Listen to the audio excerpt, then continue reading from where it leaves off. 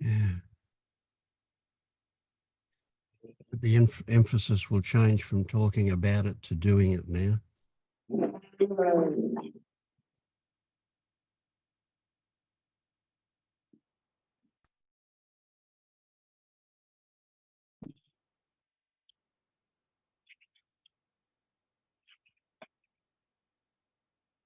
Mm.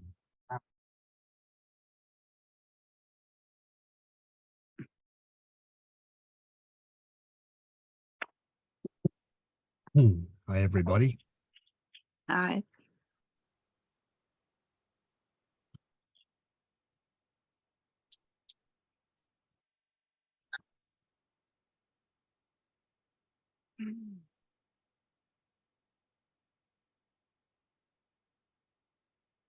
How are you, Vince? How are you? I'm fine. How are you? You Yeah. went for a test. I heard you went for a test. For your skin. Oh, my skin. Well, the pathology came back on that and it was a melanoma. So what they're going to do? They're going to cut it off. Well, they've already cut some of it off, but they've referred me to the cancer clinic at the hospital, which will probably do a deeper cut, I imagine. But yeah. And I've also been to hospital for an overnight stay and had a radio ablation on my esophagus. Oh. I tell you, it's a shit getting old. I know. I haven't said anything about what I'm going through because I'm going to have a heart bypass very soon. Okay. But tell them to leave plenty of room for it to grow. What, the heart? Yes, yeah. Bypassing it, yeah. You get a bigger heart out of this whole thing, yeah. Yes, that would be good. So when did they put a camera down your throat? Oh yeah, more than the camera, yeah. They put this thing right down to the entrance to my stomach, and then it blew up into a kind of a balloon, and then they turned on the power and it just burnt all of the cells around it. Oh, so what did they find? So they found something. Sorry to be asking you this. Do you mind? They just needed to kill all those cells because they're all precancerous cells. And I've got to go and have another 3 of those to get rid of all of that stuff that's developed there. So it's not cancer, it's pre-cancer. It's not actually cancer. Yeah, that's right. Yeah. It's because their stomach acids have been coming up into my esophagus for my whole life. It's changed all of the cells in the esophagus, and they've got to fix that before they develop into something nasty. Do they give you any advice on diet? Do they talk about diet in Australia? Yeah, of course. Yeah. It's all a big thing. Yeah. Anyway, enough about me. Yeah, that's all stuff. Well, the good part about it is that I've had no emotions about it. You know, the whole thing. None of it. Yeah. No. Yeah, another experience. Just something's happened. Yeah, that's right. Yeah. Yeah. So,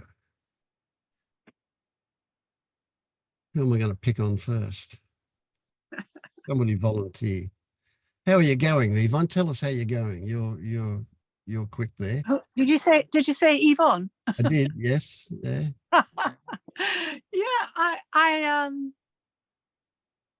I'm just having to become more present because when, you know, the thought of going for a heart bypass, it could be like the thought of going to be I can't think of the word now, but it's quite frightening when I think of the things, when I read all the things they're going to do. I thought, what? No, can't, but it has to be done. And so, and I'm not feeling good all the time. But I'm amazed at how the thoughts make things worse. So I have, in a sense, I have no choice but to become present. That's all there is. So, and when people say, oh, it's been done so many times, and I go, well, yeah. so you'll be all right. But I can't even think that far because I've not had a future for a long time. Mm. And it's difficult to explain that. It's Yep, just yep. what is right now. Right. Yeah.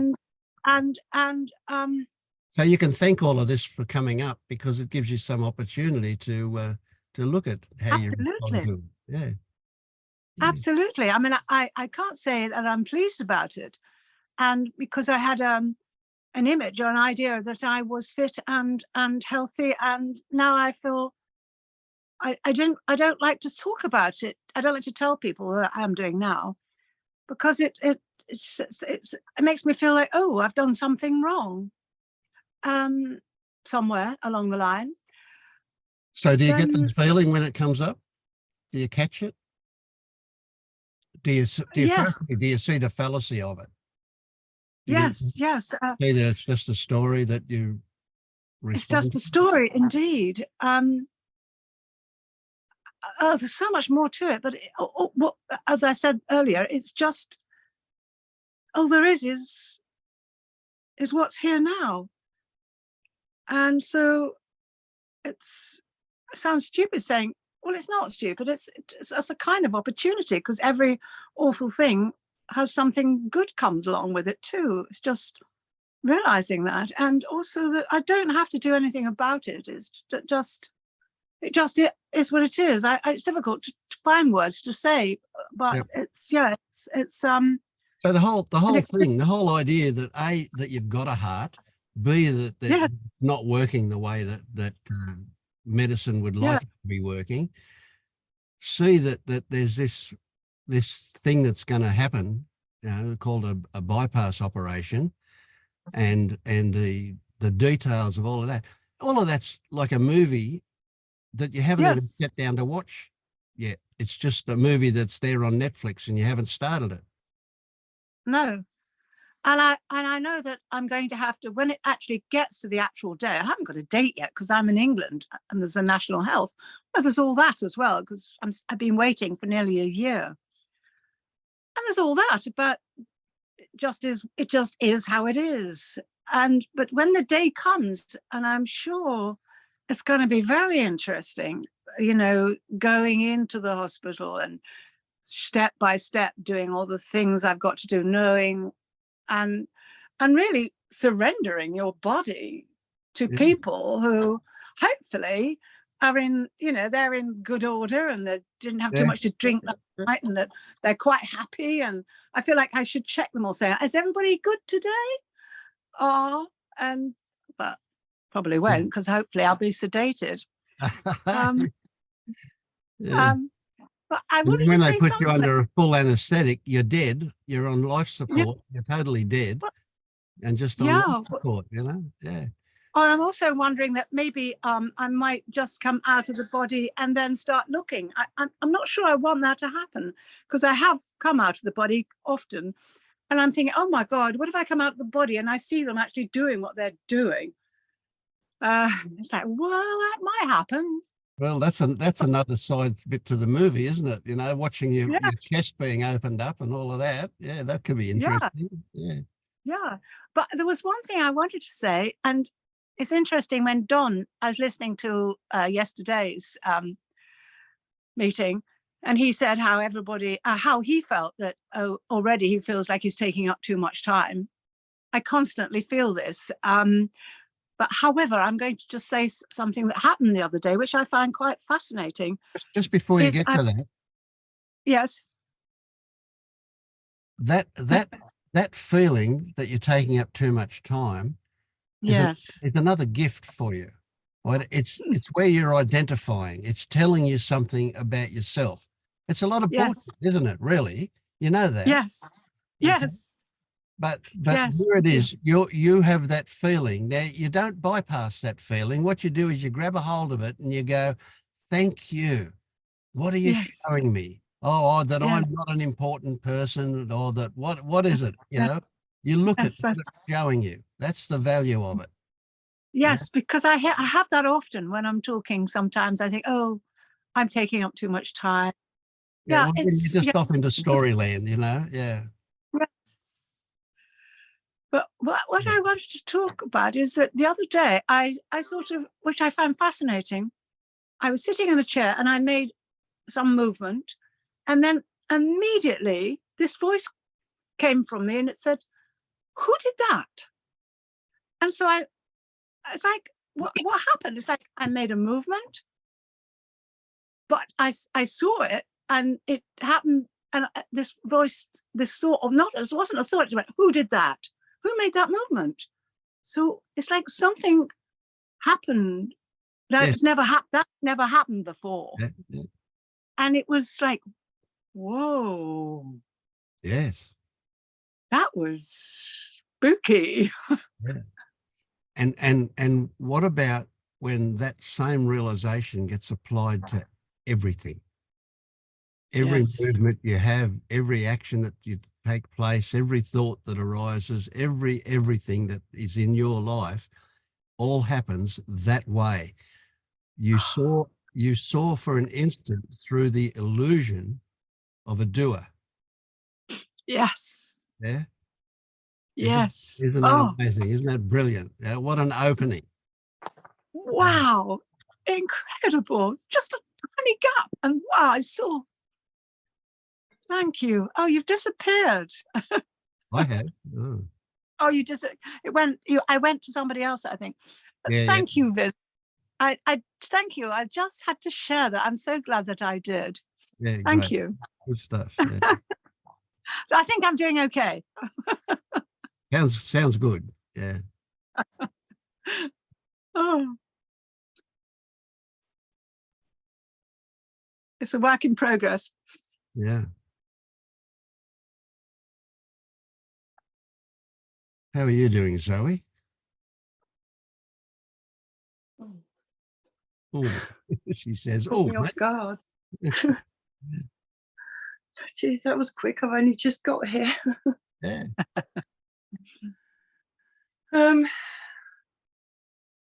Not doing so well at the moment. It's been a shit couple of weeks. My dad passed away on Wednesday.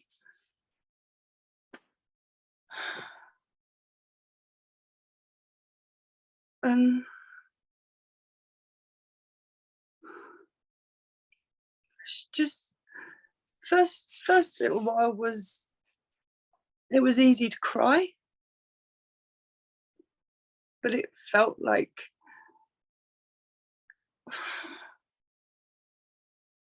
after a day or two, it felt quite insincere. It was all about, I'm not going to be able to talk to him on the phone. It was all me. Was there something wrong with it? It just didn't feel satisfying. Mm. Yeah. And so then one of the things I'd like to sorry. say to you about this, and this is something that I experienced quite interestingly. Sure, I understand. Straight after I woke up. There's a difference between sadness and grief. And grief is where you all of those stories are running about how it shouldn't have happened and what if it didn't happen and why and all of that stuff. That's what grief is about. And that perpetuates the suffering. There's no need for any of that. It's actually very useless, right? But sadness is something that just is the body's expression of something, and it's sweet. There's a real loving sweetness with sadness, and that's, if the tears come from there, it is just a beautiful expression of how you're feeling. It doesn't need any words. It doesn't need any stories. It's just something that, yeah, and it will happen off and on. You know, It has. yeah, my first experience with this was about 2 months after I woke up, and that was 12 years ago. And right now, as I'm telling you this, it comes back. You know, there's a welling up of sadness for me here. So it doesn't actually kind of go away, but it gets triggered by things as they come up. But it's welcomed because it's a beautiful expression from the body. Right. It's not about, you know, all of those things. I won't be able to talk to him anymore and all of that kind of stuff. You know, they're just stories that creates suffering. So that's what. And what I I'm did saying. feel that it feels different, because it came with like just so much gratitude, because my dad, he was like my guru, you know. We spoke every day about these sorts of things, beautiful things. And I feel so lucky to have had him. And you know what? And that is just, This is sounds like a platitude, but it's not meant that way, and it's not a platitude. And that is, you still have him, right? yeah, I It's not feel him like here. you've got him physically, but yeah, he's inside you because he changed you. Your experience with him changed you at a cellular level, right? And that, you know, metaphorically, he's in you.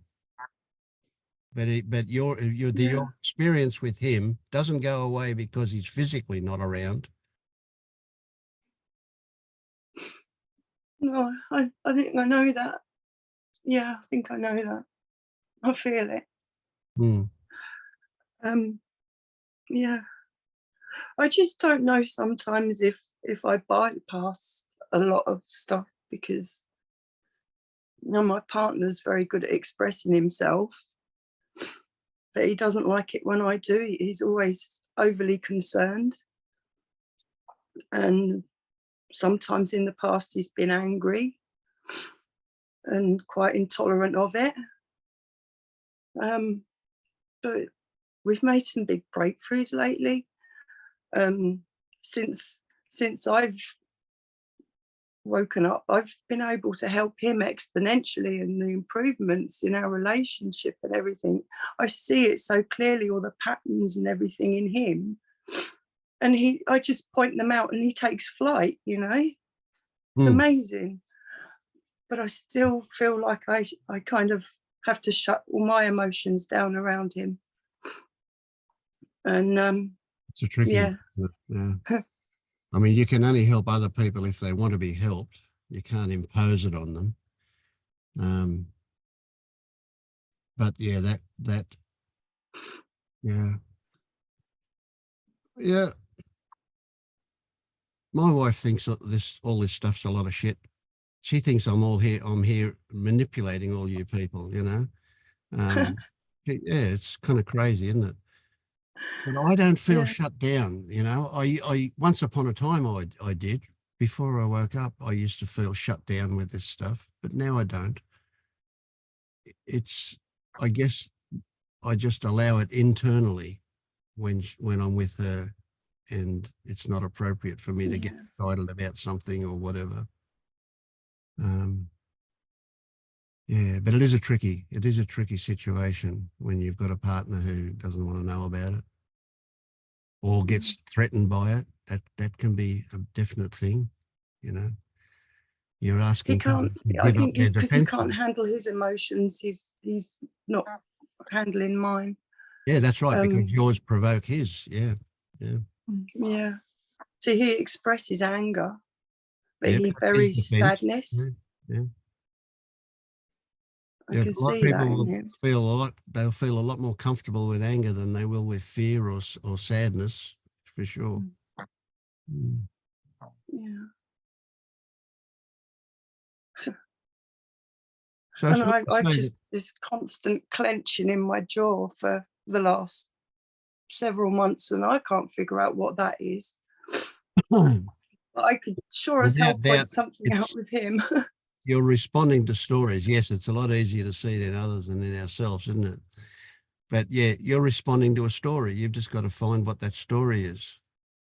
Not even, you don't really have to know the details of the story, but you can presume quite safely that there is a story running that your body is responding to.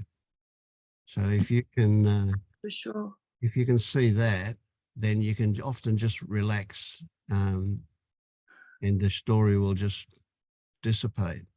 Now, I don't want to bypass it, but at the same time, You don't need to root out the details of it. Just, yeah. And one way to get to what the story is to head into the sensations. Look for the feelings and recognize that feelings are sensations plus stories, right? So you go to the feeling, and then from the feelings you move towards what the sensation involved is. Where is it in the body? What does it feel like? How is it changing? What's going on with it, right? And as you get closer and closer and closer to the sensation, the stories start dropping off. And as they drop off, you can sometimes see what they are, right? But eventually, by the time you get to just a pure sensation, you'll only be there for a very short time because that sensation will then change. Often it'll just simply disappear. But on the way to that sensation, to that pure sensation, the stories drop off, just like fleas dropping off a dog that's been defleed, you know, had the medicine, so to speak. Yeah. Thanks, Vince. I have a thought, Zoe, about what you shared with the jaws, and it's kind of, I think it both connects to what Vince said, and maybe there is a slight spin or other option. So, like I definitely like there is the possibility of feeling into that, the tension in the jaws, and then one direction to take it would be kind of just really to stay on the sensation. That's one possible direction, which might then go completely outside of the emotional. Or just go, or it can go into something that is transcendent, or whatever words we're using, but it can go out of the emotional and the relational. And another option is to, like, sometimes it is you can kind of feel into the jaws and say, what do they want to tell me? Or when does that get stronger? When do the jaws, when does it get stronger? And what does the jaw, if those jaws could say something, what would they want to say? Or if those jaws could start an action or do an action, what action would they want to say? Which sometimes might kind of bring, it kind of invites curiosity about some of the emotional, relational action aspects that might, which can also be helpful. So yeah, in both cases, listening to it and then being curious with whatever way feels intuitively, helpful. I have to start actually doing that, because I know this stuff, but there's always something more important to do, or it just gets a little bit too uncomfortable and I'll run away, go do something. So I've got to seize the moment and bite the bullet. Bite the bullet. You're already biting the bullet. Why do you think your jaw is clenching? Yeah. Exactly. And yeah, I love body language, but and it did occur to me that your clenched jaw was you stopping yourself from saying stuff that's going to make your partner angry. But that's almost irrelevant to me. That what the actual thing of the jaw is. It's what's underneath it. It's why you feel you can't say, what the inhibition is that's going on. That's there. Yeah. So yeah. But it's just something to play with. Yeah. Well,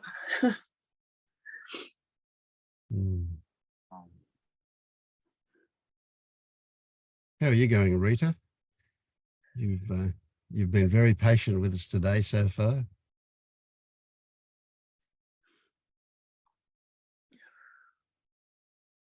You're muted.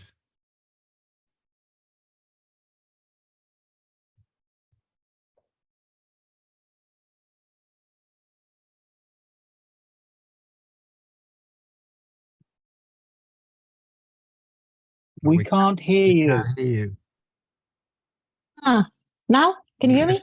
Yep, now we can. Yeah, I've been babbling along. Hello. Oh, it was beautiful to listen to David earlier. It something. Yeah, it was right there. I remember this going to Liberation Unleashed how it happened, with some kind of confrontational questions from my guide. I saw that I was I identified with my resistance and my lies and my beliefs about myself. So suddenly I disappeared kind of, and I felt like I forgave myself somehow. Yeah. Mm. And then time goes by, and then the story starts again, and now I'm trying to just feel and not label all the feelings, because there's a lot of feelings. And a lot of joy and curiosity. This is now this process is kind of cool. Yeah, It's kind of what? cool. Interesting. Right. Yeah. Yeah, this search. There's been a lot of suffering earlier, so I started looking just to escape life. Yeah. Yeah. You're still escaping. You're not telling me how you're feeling now. What's going on now? That's what I want to know. Oh no. I smile. And I'm sad. I feel like crying actually. Yeah. But it's So it's the laughing, smiling away of yeah. avoiding that. It's like gratitude, like like a good mixture of a lot. And there's some excitement because I'm finally in your meeting. I've been watching and watching.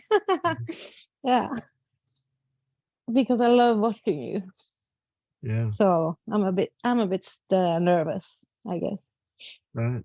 So tell us about that nervousness. That's the first thing you've said about how you're going now. Nervousness. Yeah. Where are you feeling nervousness? Where in the body do you feel it? In my chest And and what my does throat. what does it feel like? Yeah. In your throat. Yeah. Buzzing,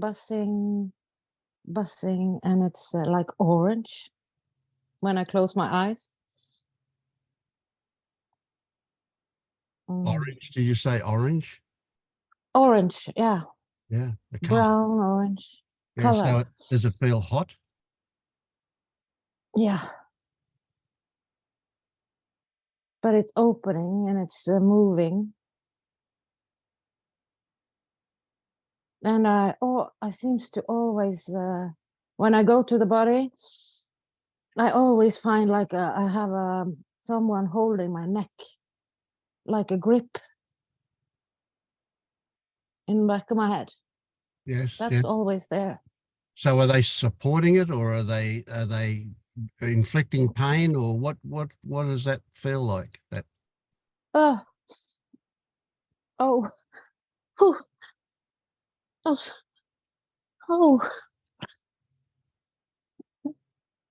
oh. Like choking. choking you? Yeah, holding me down. Yeah. And it's like it's been there always. All your life? Yeah, kind of. Mm. Well, not always, but when I really sit down and So when did it start? I think I was 11, 12. Right. Yeah. It was a fight. I think. I don't know. I don't know if my memory is correct, Doesn't matter. but I have some glimpses about me falling down on and my neck I fall down on you know, the door. What's it called? When you The door open the jamb? door, you know. Yeah. Yeah. And then and it was me and my mother and my sister, and I was pushed, I believe, I think, but my sister doesn't remember it, so I don't know if it's all in my head. Doesn't matter. Probably. Doesn't matter whether it's all in your head or not. Same thing. So, Yeah. so why is it still there all these years later? Why did you keep it? First thing that comes to mind, I want you to say. It's my fault. Your fault. Okay. Yeah, something is my fault, but it's like I've done something wrong. Yep. And I keep looking. What did I? What? Why? I can't. Like I'm searching for an answer. Like, you know. And But control. listen, don't look for an answer. Okay. Get into the feeling. Go with the feeling. Experience the Oh. feeling now. Does it feel like fingers holding you down? Does it feel like just Yeah. flat pressure? What does it feel like? No, a hand, A fingers, hand. Definitely a hand. pressure, like two fingers, like pressure. Yeah, a grip. Yeah, grip. And it's holding you down, stopping you from getting up. Yeah, from raising my head and speaking. From raising your head. Oh, sticking your head up. Yes. Okay. Maybe that's what I've done. I've been pushing my head up, pretending. Yeah. I don't know. Oh yeah, you're a good pretender, Yeah. aren't you? Yeah. You're always smiling and Yeah. laughing. Yes. Yeah, great pretender. Yeah. Yeah, great. Crying inside Yeah, and laughing on the outside. pulling Yeah. myself together. Mhm. Yeah. Meeting the world, putting my face on. Yeah.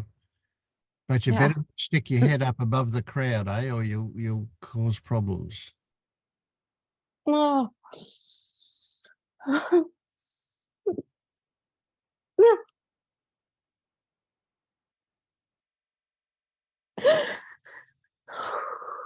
Don't stop it.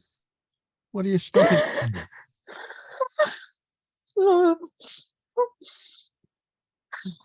No, don't shake your head. Don't stop it. Let it come out. You want to keep it there? You can keep that hand on your neck if you want. No. Just let it come out then. No.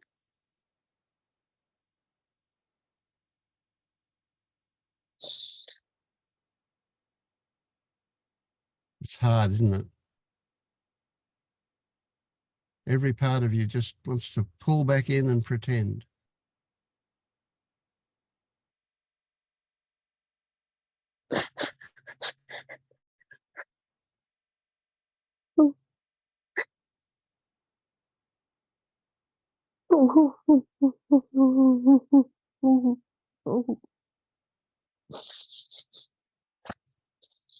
Don't shake your head.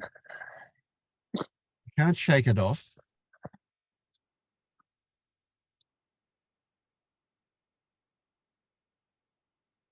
You've got to own it. It was your fault. You've got to own it.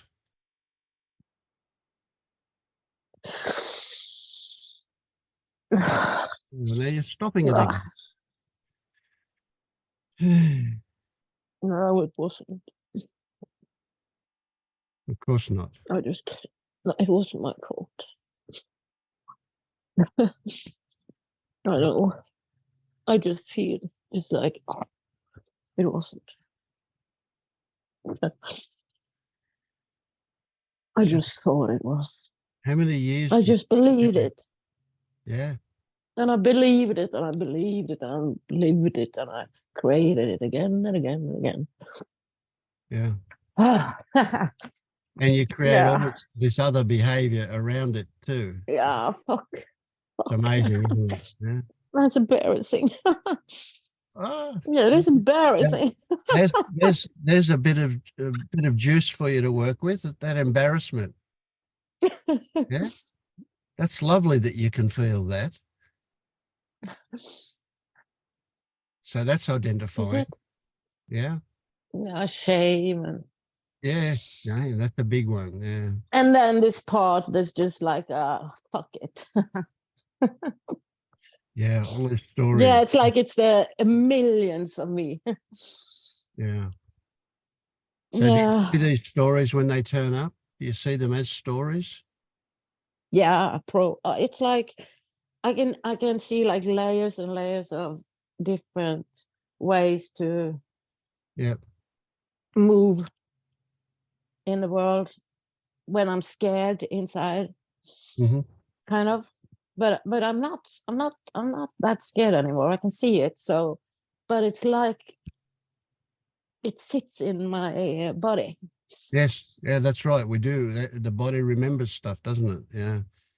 Yeah, After- it's like sometimes I feel like my mind is quiet, but not my body acts like it's in danger or Yep. Yep.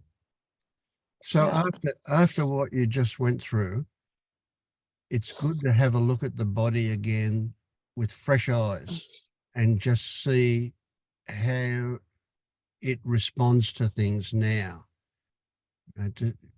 Interesting to see any differences in the way it responds to things. A lot of things are just habitual, so they'll still be there, Yeah. but they'll be kind of hollow because what's behind them isn't there anymore. So those habits will fade fairly quickly. No, it's just like, yeah. Mm. Yeah, and I know it wasn't that I said it was my fault. When Yeah. I said it the first time to you, it felt like it was true. I was in the memory, and then now it's Yes. I So was a little that's what a lot of a this stuff child. is about. Yeah, we take back an adult Yeah, perspective to the child's experience and see that the yeah, child was really naive in what it believed. And then we drop it because of that. Yeah. But the habits, yeah, though, the shaking of the head, this shaking of the head and the yeah, smiling and laughing, those habits, right? They're habitual and they're a denial of stuff, but they'll start to change as well. Just watch for a while now and see what changes. will it? That'll be interesting. Yeah. Yeah. Yeah, because this laughing, Yeah. it's exhausting. Of course it is. It's yeah, not necessary. Yeah. No, but it just happens. Yeah, of course. Yeah, and it will for a little while Yeah, as a habit, but because it's hasn't got that stuff behind it so strongly anymore, just watch and see if it changes. Right? But yeah. the thing is, as you get rid of some of this stuff, more stuff will come up, different stuff. And every time something Oh, comes up, you welcome it. It's great because it gives you something to look at and something to get rid of. Not like all yeah, of it. sorry. Like all of it. Like Well, all of it. yeah, maybe you'll get rid of it all Ooh. about the time you die. Yeah, but yeah, we'll get rid of a lot of it. Yeah, Yeah, okay. yeah. Good stuff. Thank you. Thank you. Thank you. Oh, thank you, thank you, Today. thank you. Yeah. Soren, you're a new face. Tell us where you're up to with this stuff.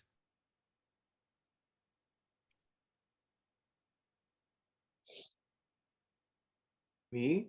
Yes.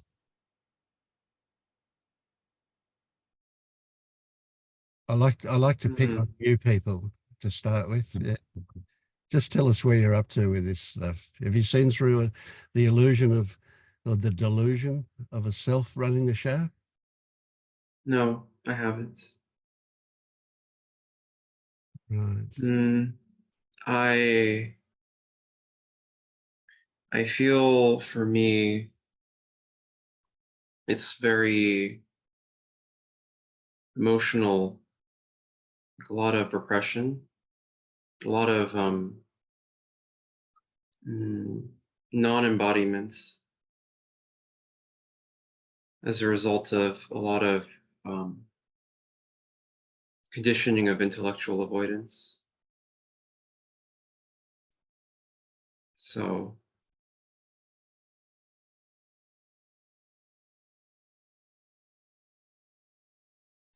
Have you got a guide? Are you being guided at LU? guided.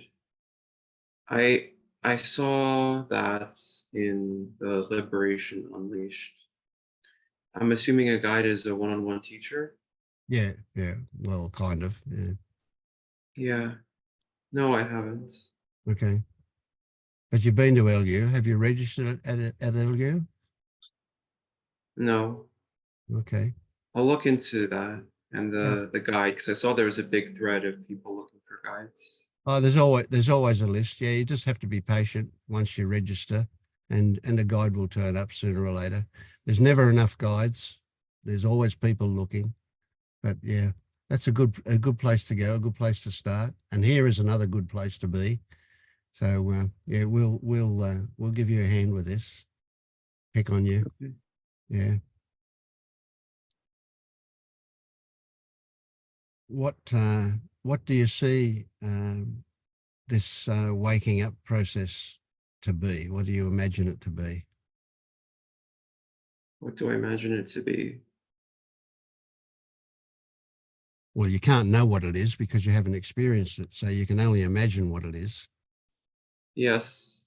What do I think is?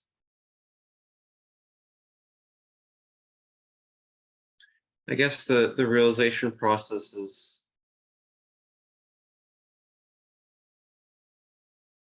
seeing things more clearly. Yeah. So what realizing what, seeing what?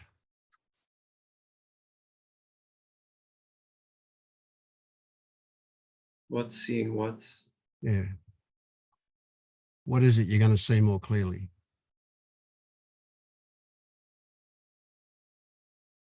Experience.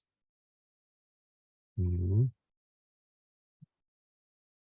Do you experience your thoughts?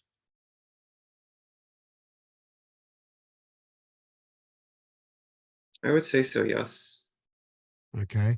So do you experience the fact that a thought appears, or do you experience the content of a thought, what it's about? I think it's both. I notice that there are thoughts. I notice that there's one after another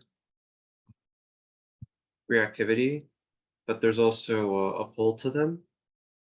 There's like an implicit importance. Mhm. So this is your analytical thinking kicking in, eh?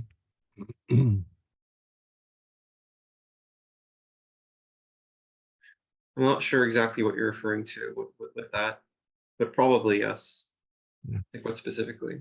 Yeah, but that's good noticing, so that you notice that you react to some thoughts more than others.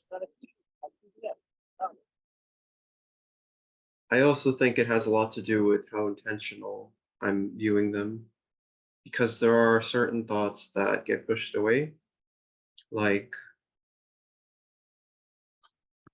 uh, memories of myself that my mind doesn't like looking at, Mhm. where I seem very dumb. The usual thought is, oh, like reactionary thought, like, oh, I can't believe I do that. And sometimes if I'm unconscious, it's kind of strong,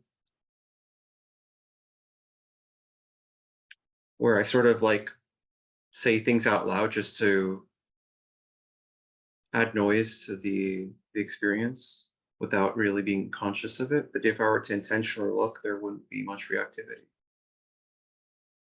A lot of shameful or like perceived shameful things that I've said or done. Like, oh, I can't believe I did that. Hmm. And there's these mundane thoughts, roads of thinking for something about trying to be smart, trying to like there's like explanations that happen a lot of things. Like as if I'm trying to explain it to someone, but there's no one ever to explain it to. And then there's some kind of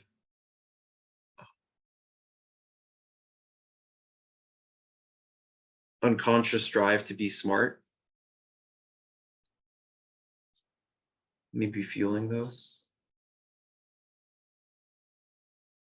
Yeah. So you're open to explore this a little bit more now?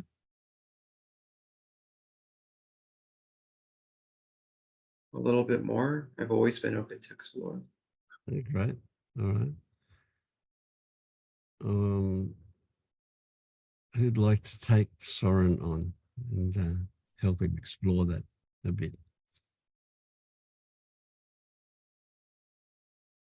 Come on. Give him a go, Jenny. No, she's shaking her head. No.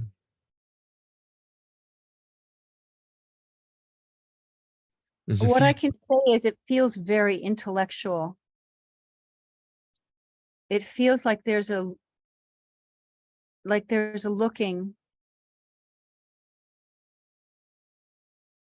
but it feels very intellectual, like an intellectual looking. So talk some more, Soren. Let me see if I can pick something up about your experience of what's happening right now.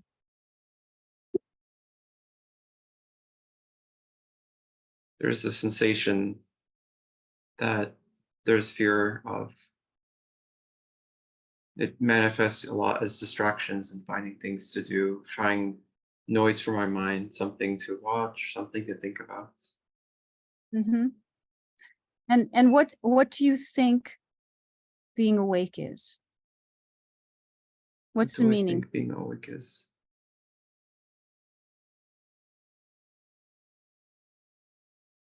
Seeing that this is all just a fabrication. Everything that it's impersonal thoroughly. Okay, so pick one thing. Pick one thing that's a fabrication. Rather That than feels generalize. real. What's a fabrication that feels real?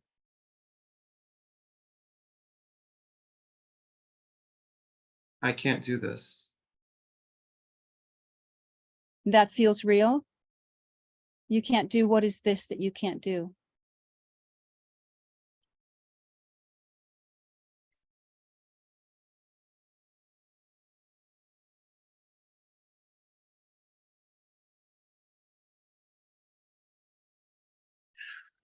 Anything I don't understand. Okay, pick one thing. What is the this right now that you can't do? Understand?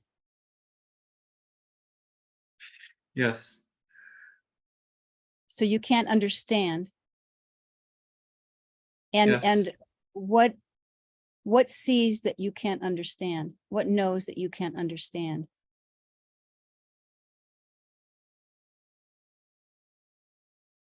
What knows I can't understand? There's an alarm right at the moment. What are you doing? Alarm. There's an alarm. I actually set it an hour late. So like, Okay. Okay. I couldn't hear what you said. So what knows that you're having a hard time understanding?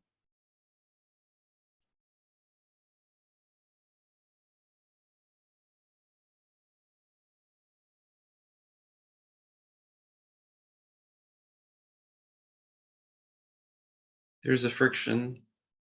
There's like a visceral experience, but there's Of like not this understanding? And what knows that? thought. Is it a thought? Look, I don't know. Which part's the thought that you can't know? Is that a thought? I can't know.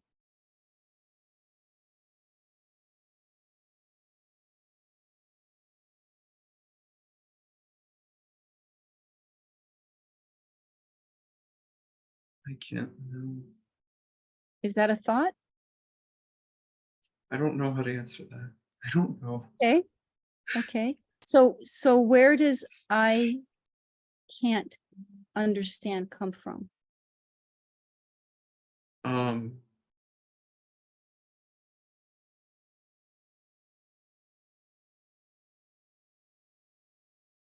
Where's it floating from in your body?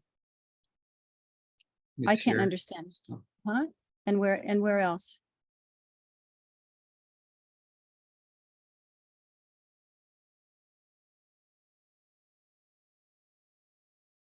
Here. Mhm. Here. And what's aware of where that is? Where that's coming from? Can you find what's aware?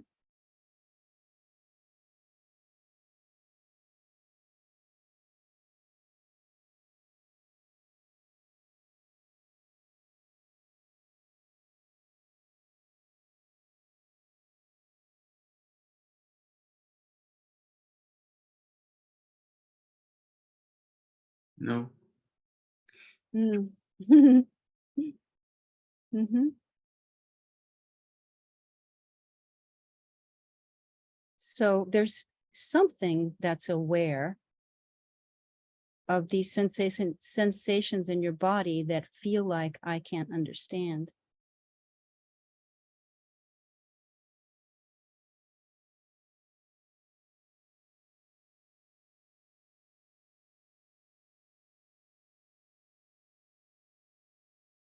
And just be with that.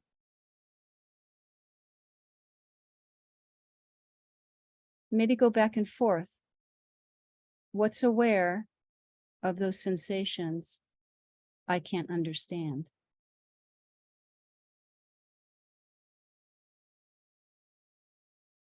And see if you can find something solid that's aware of the sensations I can't understand.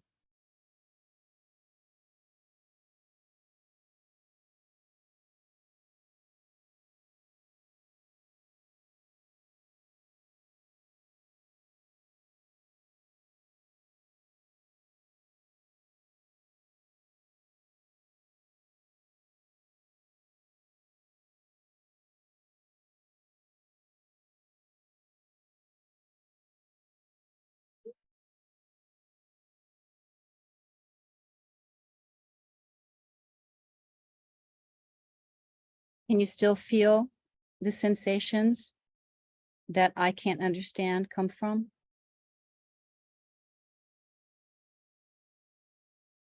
I don't know. Well, look,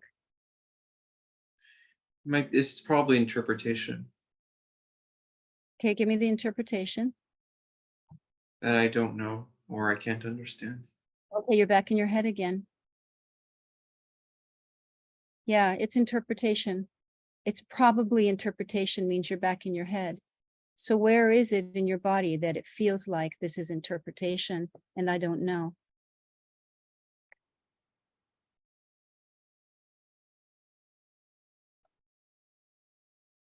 Okay, it's a sensation. And where else? I don't know.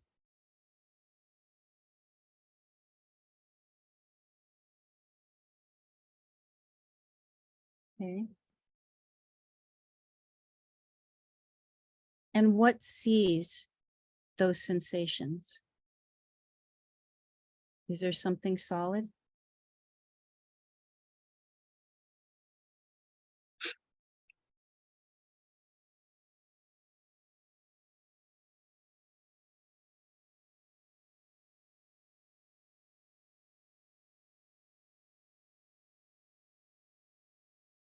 You won't find the answer thinking about it.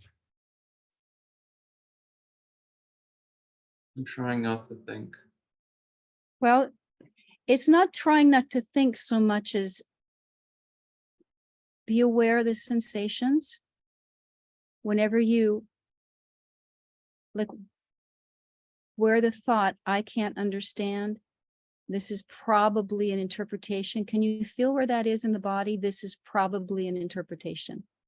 You feel where that Here? comes from? Yeah, you can feel it in your head. There you go. Now, the one that looks at I can't understand, where is that one? The one that just noticed it's in your head. Where's the one that notices?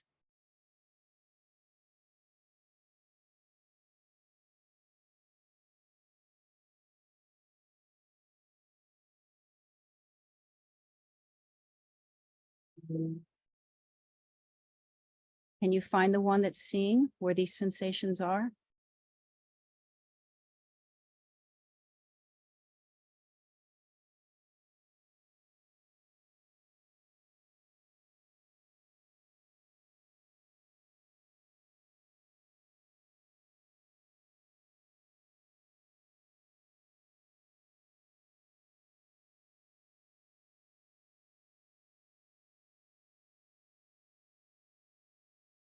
Is there anything there?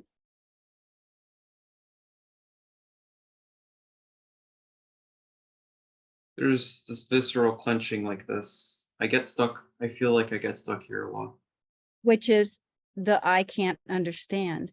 But what watches the I can't understand?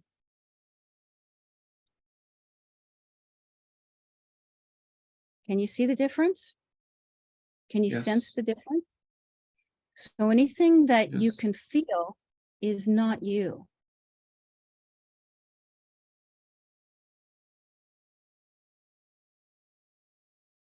And you sit and be there, watching the things that you can feel.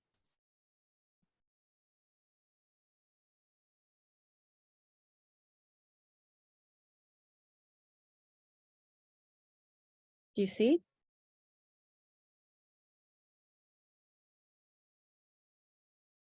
Sense it, don't think it. The mind can't understand it, but you can sense it.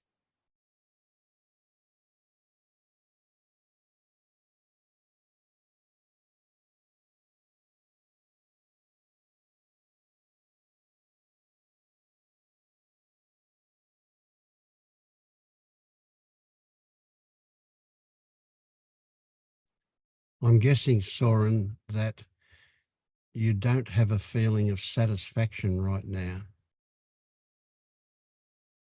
But where Jenny just took you was to the reality that there's nobody there doing this stuff.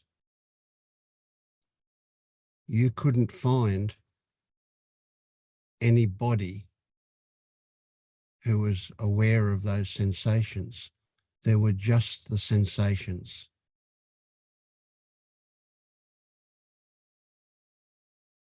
Yes. The only place you could find a person was when you went back to thinking.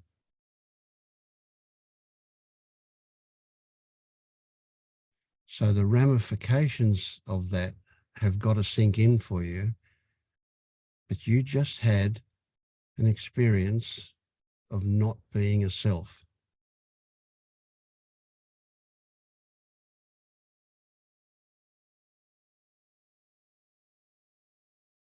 Now, it's probably just going to get your mind going at a hyperspeed for a while, trying to work it all out, but you won't. You can't. It can only be experienced. Anytime you think about it, you're just making stories up.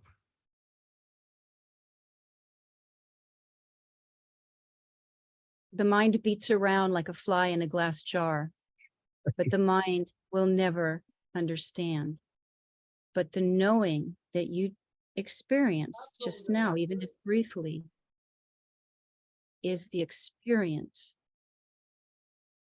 that there's no one there. Yet there's still sensations that are being witnessed. By what? Nothing. Can't be found.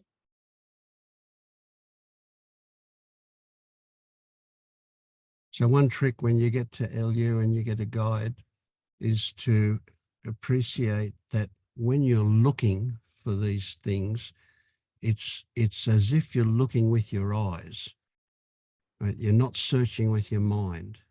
Every time you get off into your mind, you're just wasting time. You're into nowhere land, story land. It's like when you're looking, can you find an actual person there doing stuff? And you just experience that you can't. There is no person there doing stuff. These things just happen.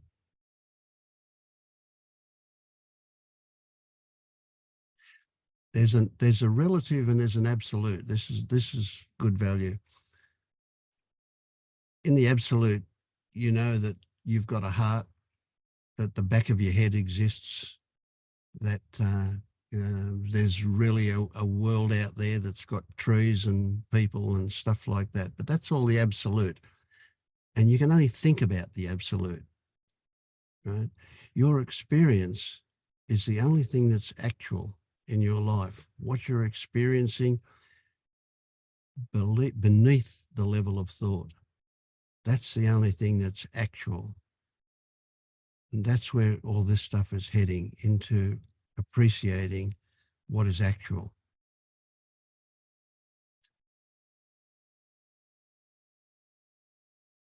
Which is, it gets a bit tricky very quickly here. It's your experience is the only thing that's actual, but your experience is shaped by your beliefs. It's shaped by, it is what you said earlier, right at the beginning, that the response or the reaction to the thoughts is also what creates your experience. So it's not to say that your experience is a truthful reflection of the absolute. It is your interpretation of what we consider to be the absolute. So it's all your interpretation, everything. The world that you move around in is created by your interpretation of it. The absolute is an actual mystery. We have no idea what that is. You know, the insect next to you is going to see it in infrared, and the person next to you is going to see it in their interpretation. No, everybody is different. Everything is different. Your interpretation of the world is absolutely unique, and it's only you that has that. And it will change. It's constantly changing anyway. It is always moving, shifting. But in order to start appreciating that your interpretation is your interpretation, we first have to get out of our head. We have to get away from the thought stories.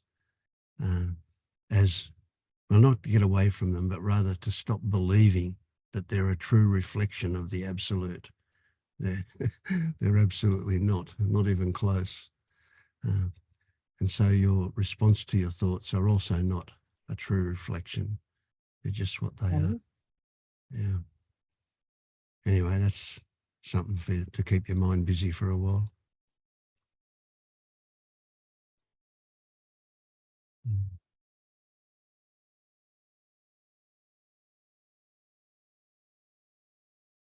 Hi, Millie. Hi, Vince. Yeah, I saw you. Yeah, Melly, I saw you turned up at a meet in the middle of the day yesterday, or 4 o'clock my time. But there was no meeting then. Were you just playing with Zoom, or did you mistakenly come at the wrong time? I came mistakenly. Yeah. Okay. Yeah. But I'm glad you're here now. You got it right this time. Yeah. Yeah, I did. I counted the hours. You're 10 hours ahead of Yeah. my time. Right. Good. Yeah. But I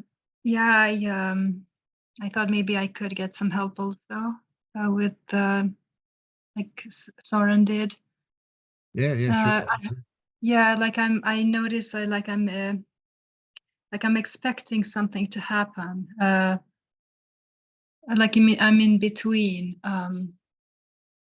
it feels like I'm in between. Like there should be some big happening, like a big seeing. But I am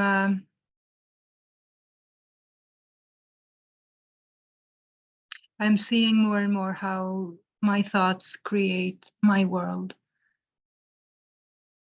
and everyone around me. How how I label everyone around me, and then I interact with them according to my labels. But it's like it's just me everywhere. Mm, Yeah, it's like I'm interacting with myself really, because absolutely, yeah. as like you are. I can only have stories about you, and then I interact with you according to those stories. But I think I'm still a lot up here because I do the work of Byron Katie, which is self-inquiry. But that's it becomes a yeah. Then I'm stuck up here because then I believe that I have to look at all of these thoughts, like to see if they're true or not. But what you're doing is you're coming in the other way, it seems. Because when I question a thought, first I see, yeah, I find the emotion, I'm angry, and then because, why, because, and then I question the thought, and then who am I without that thought? And then I come to this space of just opening up and seeing things differently, really seeing reality differently and the other person differently.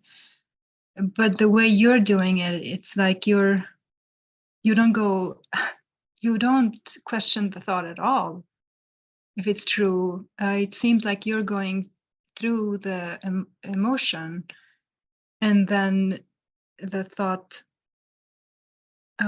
dissolves, or it's like it's not even there. Yeah, I get what you're saying. I don't know. I can add something to that quick. Is I did a lot of Byron Katie too, and there's so many different ways to access this. The thing Yep. that Byron Katie did for me was she loosened up the reality, the seeming solidity of the thoughts, because otherwise, and then when I do this other way through the emotion, before I believed in the thoughts so strongly, I couldn't come in this door because the thoughts were too solid, but it broke them loose. So now they're just kind of not so solid. So now when I come in an emotional door and I see the sensations in the body that these thoughts are spinning off of, the thoughts don't seem so real to me anymore. So it was very beneficial that way for me. So there's a lot of different access points depending on what your particular pattern disassembly needs. Yeah, but it seems like this is quicker Oh, through the emotions It instead seems of going. quicker. It seems It's quicker not? now because your solidity of your thoughts are loosened. For other people, they have to go that way because for me, the thoughts were too solid. But once they became not so real, so there's not like one way. So maybe this now, if your thoughts are so loose, now you can go through the emotions or the sensations because you're not so attached to those thoughts as reality. So this for you might be the next step. Yeah. see, Yeah. Yeah, go. Yeah. I could start as a guide and I could say to somebody, look, 100% of your thoughts are bullshit. But that's not really going to help people. They don't believe it to start with. One of the brilliant things that comes out of Byron Katie is that you will start to realize that none of your thoughts are true. They're all just stories that are made up. And once you get to that point, then you've got access to direct experience. That's the brilliant thing. Yeah. So are you open to do a little bit of work on this now? Yeah. Yes. Yeah. Okay. Al, do you want to have a go at Millie? I know you've got No, to. yeah, no, that's fine. I've got some time still, Vince. Yeah, look, I can identify with what you're saying very much, Mele. There's a question that comes here, seems a bit strange perhaps, but nonetheless it's coming, so I'll ask it. When you have a look at your thoughts, do you think they're your thoughts, or are they thoughts about Mele? They're very personal. They're very Yeah, personal. they're my thoughts. Yeah. They're your thoughts. So if you just have a look now at what you think are your thoughts, can you choose a thought?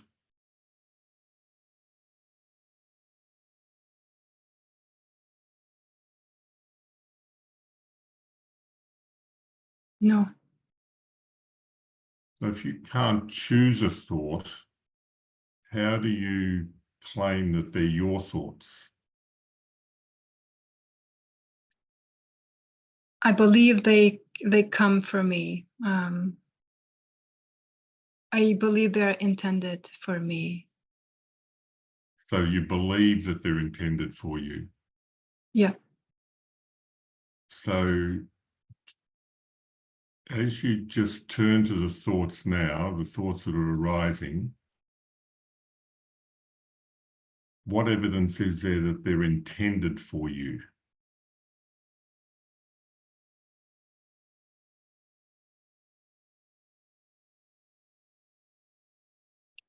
There's an I that goes with each and every one. Okay. If that I wasn't there, would you still believe that they're intended for you?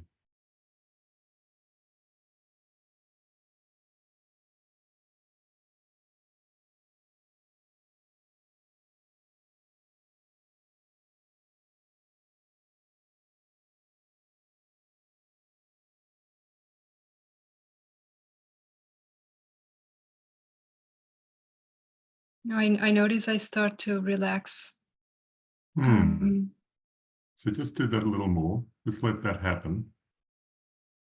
Just notice those thoughts. You said there's an I thought, and then there's other thoughts that when they're combined, they seem to be intended for you. So just watch that parade of thoughts, so to speak.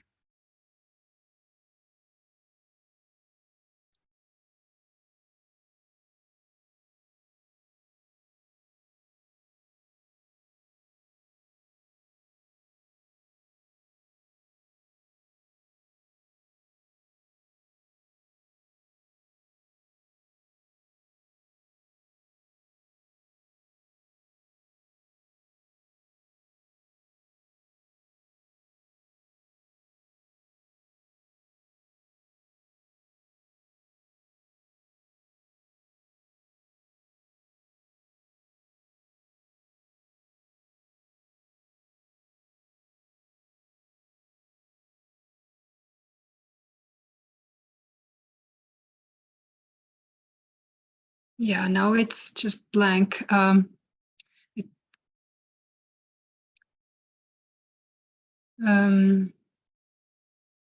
it's like it goes, it's going blank.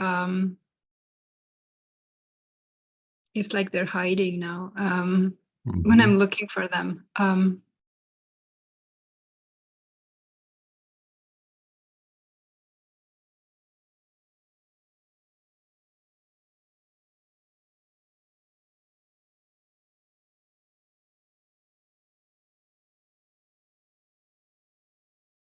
I notice fear.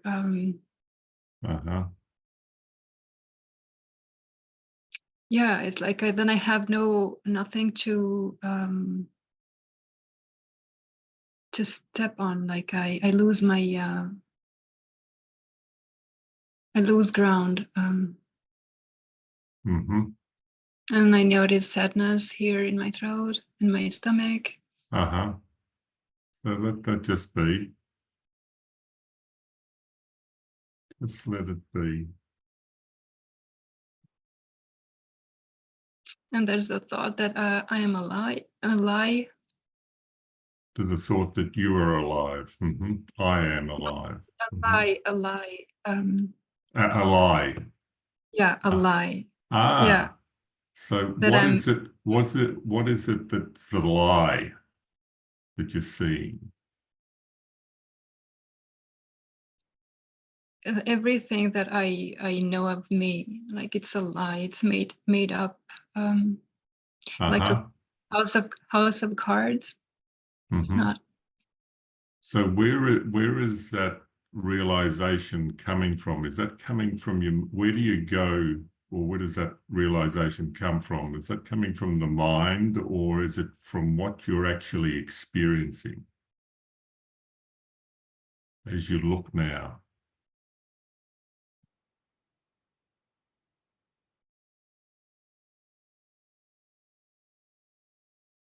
It's coming from that, looking from that. It feels like it's coming from the body. So let's just back up here a little bit. You were saying that you saw that this I was a thought. Let's have a look for this I. Is there anything that you can point to that's an entity or any shape or form whatsoever that is what you call this I?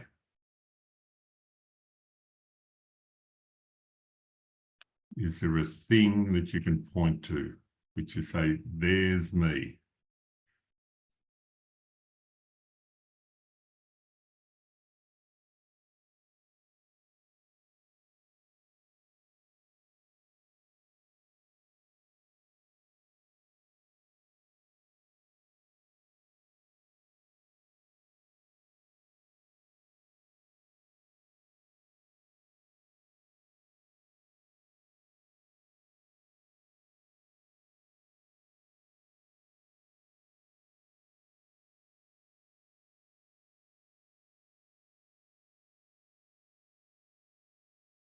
It's like it's going that way, but it like it's going. No, I'm trying like to find.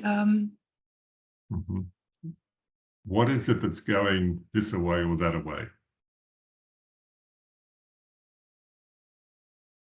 I think the mind is going. Yeah, the mind is trying to find itself. So and then it goes to the body and like, no, not even this. Right. Like where then? Where? Where? Yeah.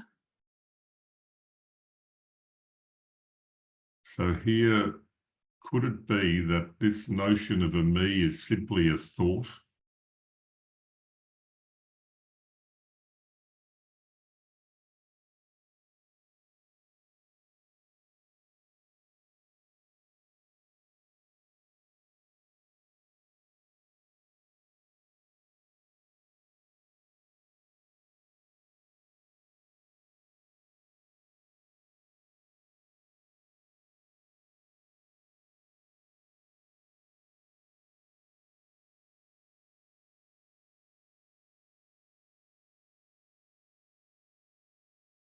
It feels like it's stuck here in my throat. Okay.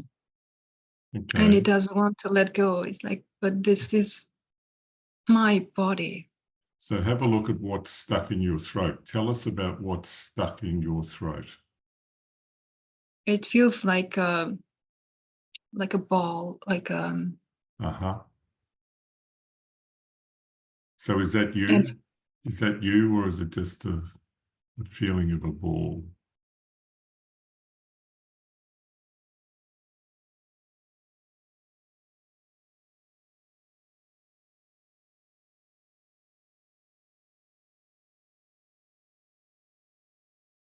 No, that's not me.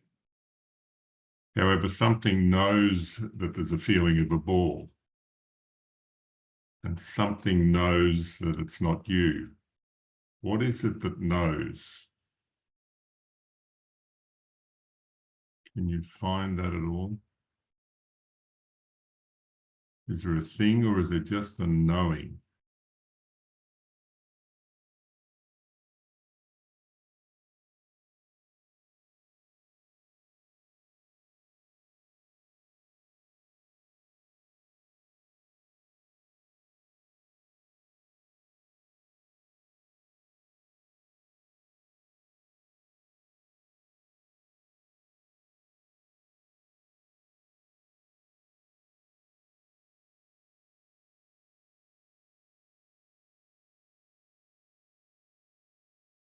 There's just knowing. Just knowing. How would you describe that?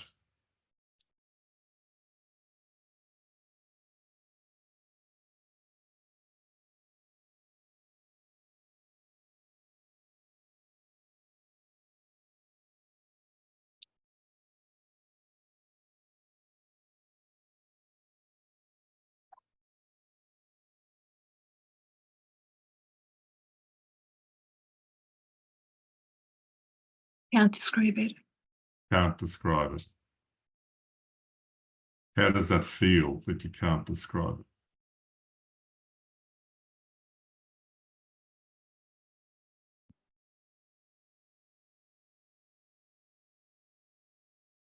Feels relaxing. It feels,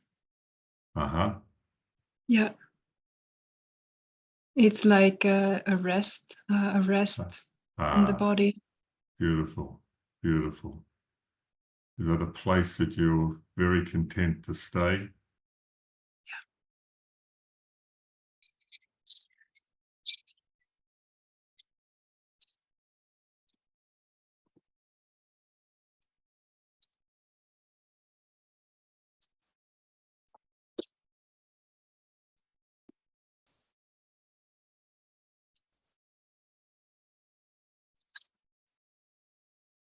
I'm tired of trying to figure it out.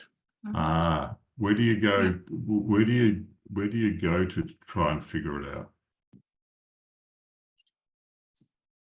Up here again. Up here again. Yeah.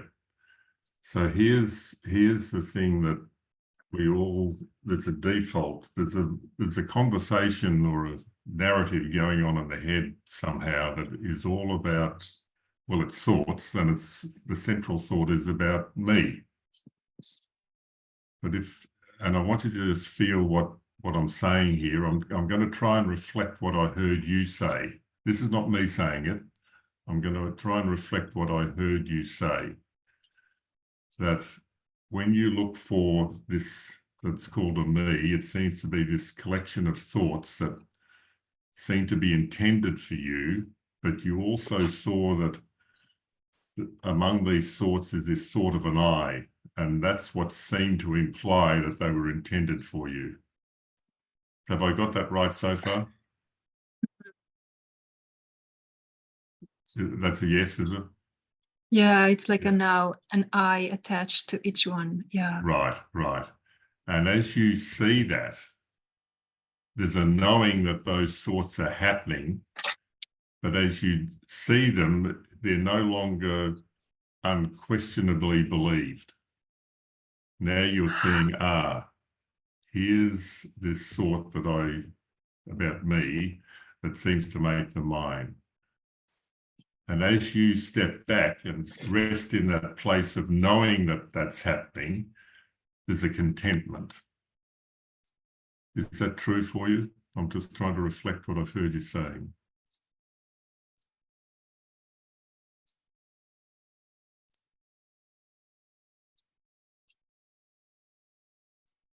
Yes.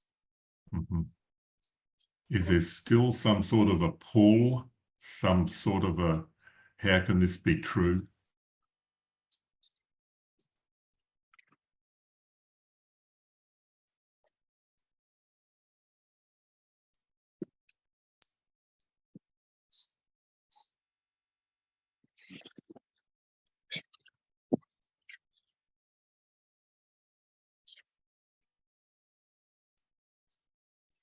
Yeah, the mind is it's very strong. Very strong. Mm-hmm. And what knows that the mind is strong?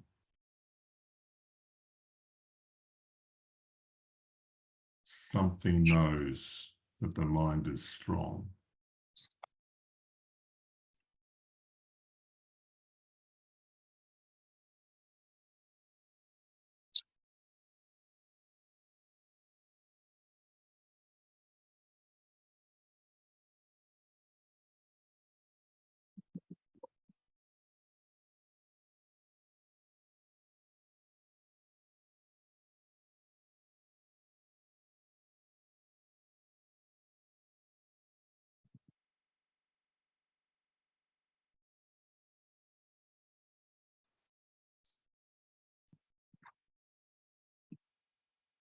There's a bit of an arm wrestle going on, is there?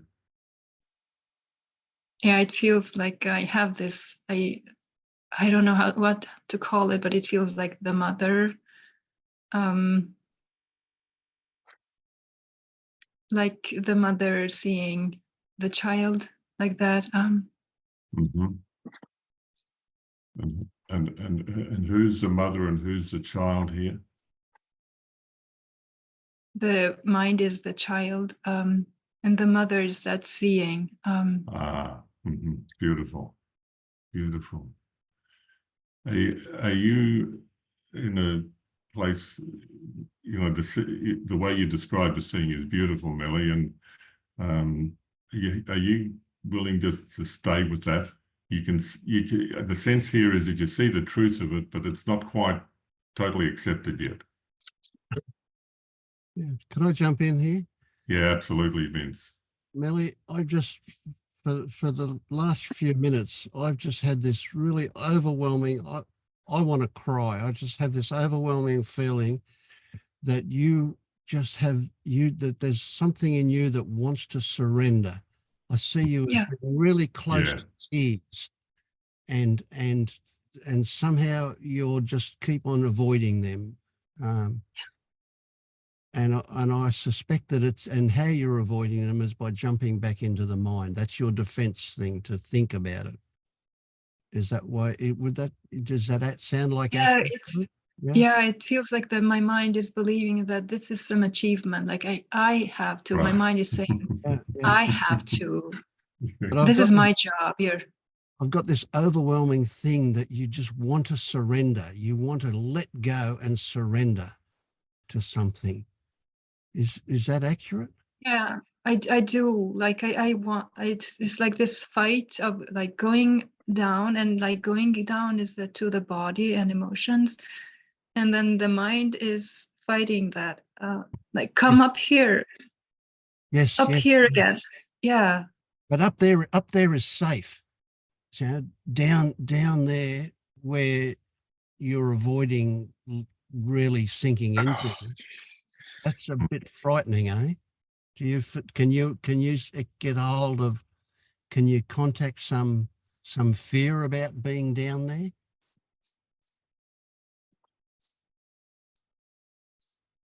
I fear of being weak and stepped on and taken advantage of, Yep. being naive. Yep. So can we come back to what Vince pointed to, this wanting to surrender but not being able to? Did that ring true?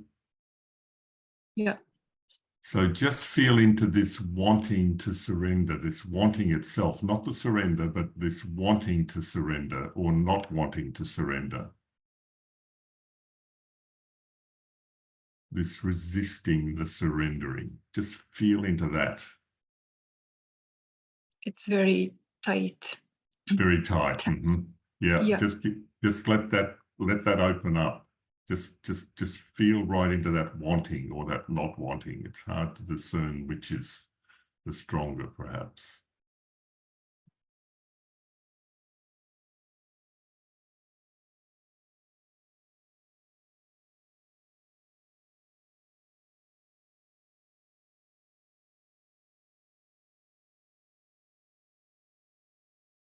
And could it be that there's even a pushing against going to the wanting or the not wanting? No, it's I noticed my body relaxing. And it's like I say it's okay, it's okay. It's okay. It's okay. Looking to the child again. Yeah. So the okay, it's not okay. Just feel past that. Feel past that.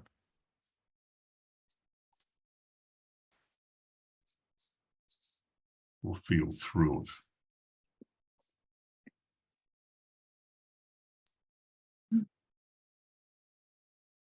What happened there?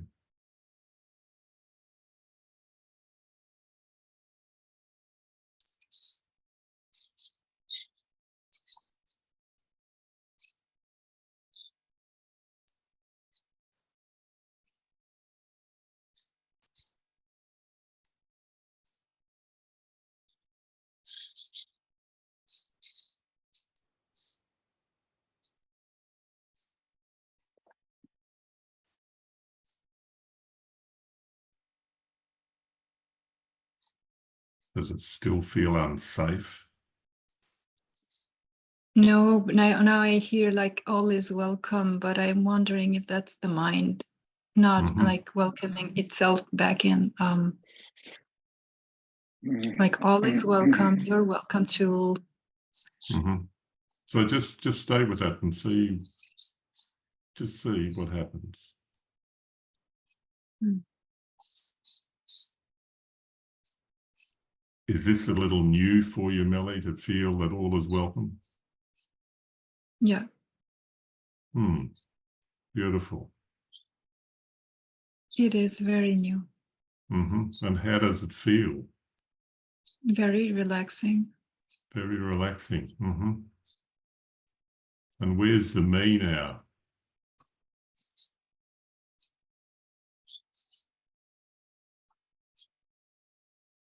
Yeah, I'm good, man. I'm good.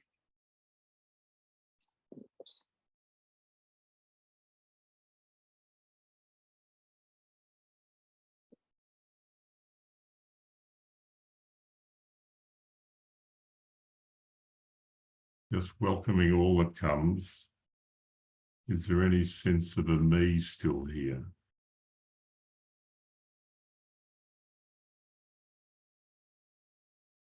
No, now I'm noticing that thoughts can be there, that thoughts, but I don't see the I attached to them. Beautiful. Thoughts can be there. And this is one of the things that we can perhaps expect, is that thoughts will disappear. The thoughts will never disappear. The thoughts are there. But once I we... think that's Sorry? That's what I've been trying. That's what I've been trying to do. I think to kill the thoughts one by one. Ah, right. And now you don't have to? No, No. no, No. no visitors. That's right. What's that poem of Rumi's on a guest house? Yeah, And all these thoughts come to visit? yeah. It's like they come and they shout or yell something, and I can say, "Oh," That's and I right. hear like Baron Katie, like, "Is it true?" Beautiful. And the me thought can be dancing there too, but it doesn't matter, does it? The main thought, The me thought. the me thought. Yeah. Oh,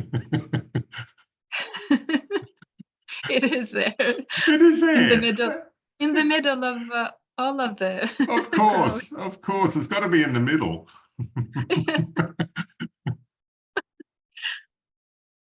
Yeah, I liken the thoughts as a good friend, but a really good friend, a good friend that you can tell them when they get up on a soapbox and start raving on about something totally ridiculous. You can tell them to shut up, and they'll happily do that, and they don't take offence, because they're a really good friend, and that's a perfect relationship to thoughts. Oh, beautiful. Just go off and do your own thing. You can say whatever you like, that you don't annoy me with it. Yeah, that's good. So have you heard the phrase, everything has changed, but everything remains the same? Mm-hmm. Does that make sense at the moment? Mm-hmm. Is that a yes or is that a maybe? No, it feels like I had planned I would be doing the work, but now it feels like maybe not. Maybe not. Maybe not. Yeah, like I would be continuing inquiry, self-inquiry, but now, well, maybe not. Maybe I can just just like maybe not. What do I know? Yeah, beautiful. Right there. And I'd love you to change the work to the play. yeah. It has felt like the work 6 years. Yeah, almost daily. Yeah, like yeah. It's so beautiful. It's done its job. So it's now onto the next thing, and you've already passed that. So great. Yeah. Now, what can happen, it doesn't necessarily happen, but it can happen. It's as though you'll suddenly feel perhaps, oh, I'm back, I've lost it again. But it's like the me thought comes in at the back door and grabs you by the throat nearly, and then you see it for what it is again. So worth appreciating that doubts, when they turn up, are always, absolutely 100% always just thoughts.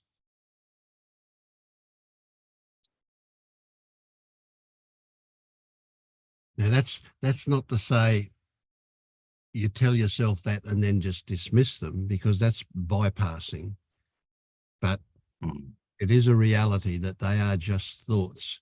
But what you look at is, what is your relationship to those thoughts? What are they bringing up at a feeling level? What sensations are there? That's the technique if they turn up. And then to go into the feeling rather than try to just to stay with the feeling. Absolutely, you will never think your way out of it. That only gets more complex all the time. Yeah. Yeah, so if you can just catch the moment and, as you say, drop into the feeling and into what we call the sensation, the raw sensation. And there'll be stories perhaps pop up about that, and you might see that's associated with an experience early in life. And the stories have their place there because it kind of helps us see what's happening. But then we drop out of the story again. We see the story, we see it for what it is, and then drop back into the sensation. Okay. And the beautiful thing is that this goes on forever. Okay.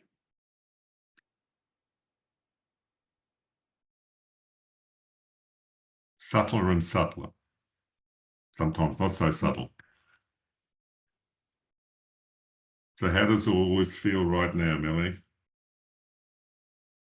Yeah, when you said forever, isn't it just now? Like forever, just now. Same thing. Beautiful, beautiful, beautiful. Such, yeah. Yeah, that's beautiful. Okay. Can we leave you in contentment? Thank you. Yes. Gorgeous. Thank you. Gorgeous.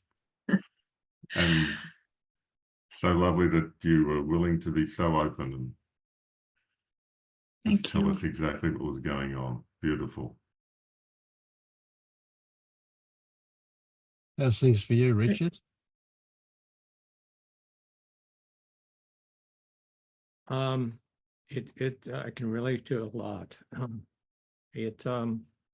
I've been sitting here debating whether I want to speak up and say something, because what I have to say is kind of a story, but it's very meaningful to me. And I think, I don't know if it'll help anybody else, but I'd like to tell you what happened a few nights ago. I went to bed normal time, and I woke up around 2 a.m. I didn't really fully awake. I was in that twilight state. And I started to think about death, about my parents' death, my brother's death, my friend's death. And then suddenly I was in these claustrophobic tunnels where I was sure I was going to die there. And then it suddenly changed to I was in a car wreck where I was trapped by the car and I was going to die there. And it all became, the whole thing became about death. And I started getting really, really afraid. And it got worse and worse. And I felt like the fear is overwhelming. And like I wanted to like get up, jump out of bed and distract myself. And I thought, oh no, you got to sit here and go through this fear. And I tried to do that and I couldn't. It was just so overwhelming. And then for a few moments, I saw this this abject fear, and then I saw next to it my life like like the movie of my life, like the role I've been playing, the personality I was. And I saw, there was some distance, not a lot, but a distance, I could see it there. And then I could feel this pain like repelling me, and this life I was living that was suddenly so attractive. I mean, I was being sucked in like it was a magnet. And then I realized, oh my God, it's telling me this is familiar. This is what you need to go to, go back to your personality because it's safe there. And the alternative was a death where there would be nothing. I would have no orientation. I would be starting over from scratch. And I couldn't just sit there. So I got up and I watched some videos from Angelo, and he talks about it. And I realized what he was talking about is existential terror, which I feel like it really was. It was so strong. And one of the things he said is that that's really a good sign, and that even if you couldn't bear to look at it, to grasp it, to go into it, that it means, that maybe the next time you might, it may take several times. And if it comes again, I might be able to accept it. So it felt to me like it was a really positive thing, because I felt like I was stuck for so long. Like I was questioning whether I was moving, on a path, but never getting anywhere. And so it feels really positive. And then yesterday I did a very light a mushroom trip, and I thought maybe it would come up. And in fact, at one point I tried to look at death. I went back to the death of people I know and relatives, and while it felt very sad, it didn't consume me at all, which was a little surprising. But it did. But this existential terror didn't really show up, and I just said, well, that's okay. Things are moving, and I just got to accept what it is, and I can't make it happen, so I just got to accept it. But it did feel really positive. So. So did you feel like you moved through that existential terror, that it was something that's finished? No, you never got to the end of it. Yeah. Huh? So it's still there somewhere. It's still there. It felt so strong. Right. I mean, I can't. Existential terror is probably the right word, because it's. Yeah. I get it. I get what you're saying. Yeah, there's no bottom to it, is there? Yeah. I wanted to go there. I wanted to be able to feel it, go into it, but it was just so terrifying. And what was terrifying was that I felt like there was nothing. I would be accepting nothing, going into nothingness. Right. Because everything, my life, my personality, my life, who I've been playing all this time, is all that I know. And so it feels secure. It's familiar. Yep. It feels safe when I know every reasoning that I've learned is it's not true, but it was just sucking me. It was pulling me in. And you could see quite clearly, or you could actually experience the pull into the familiar. Very, very much. At the same time as recognizing the fakeness of the familiar. Yeah. Yeah. But maybe the only time I've really felt like I could see that I was looking at that from a distance, from yes, got it. Yep, yeah, not the knowing, at from it, the really, yes. Yeah. And that was unique too. So in a sense, I felt it was really positive. Yeah. So what excites me is the opportunity to look at the reality of this nothingness, right? So the fear of nothingness comes from the sheer unfamiliarity of it, the fact that You don't know Exactly. anything about it. Yeah. Exactly. Because it was so empty. Yes. And Yeah. I had this thing that I was familiar with, and that was so empty. Yeah. Yeah. In a different. It was, that was the fear. That was the Yeah. whole fear. Yeah. Right. So is it conceivable for you that that nothingness can be a beautiful, wonderful place? Is Yeah, it? I can conceive it in my mind Yeah, easily. yeah, in your mind. Well, that's where it starts, in your mind. Yeah. Yeah, yeah. Because it's a bit of an oxymoron. There's no such thing as nothing, is there? There's always something. No, Yeah. yeah, you're right, Yeah. exactly. It's Yeah. nothing and it's everything.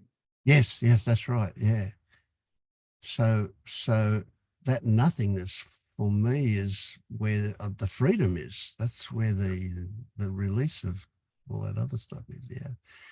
So it sounds to me like this was a beautiful, brilliant expression of the place you're caught in between. You're right in the middle, in between, Yeah, and but you're I've never, in neither of them, but looking at both of them. I haven't been this close before. I mean, I just, Yeah, yeah. And it is close. It is brilliant. Yeah. And it's not like and you've said it, it's not like you've got a choice about which way to go. You go the way you go. That's it. Hey. Yeah. yeah. And it's just, I just look at it like it's a matter of timing. It's a matter of when I'm ready, it's going to happen. Absolutely. Yeah. Yeah. And you won't know when you're ready either, will you? No. You'll just be ready or not. Yeah. Yeah, yeah. And another thing that was a little frightening too is when Angela talked about going through this existential terror, you become like a newborn child with Absolutely. innocence. Yeah, complete innocence, but you have to like start all over and learn everything. Well, yeah. But maybe from a real sense, it's not that bad, but it can be unnerving. It can seem that way. Yeah, of course. Yeah. Yeah. Because it's like, the child analogy is good and bad, like because the implication is that it's going to take you a lifetime to learn everything again. And of course it won't, because you bring to it an adult perspective, so learning everything again. And it's not like, and this is a weird one, and this is something that a lot of people have problems with. It's not like everything that you already know, that fake life that you were looking at there, it remains useful.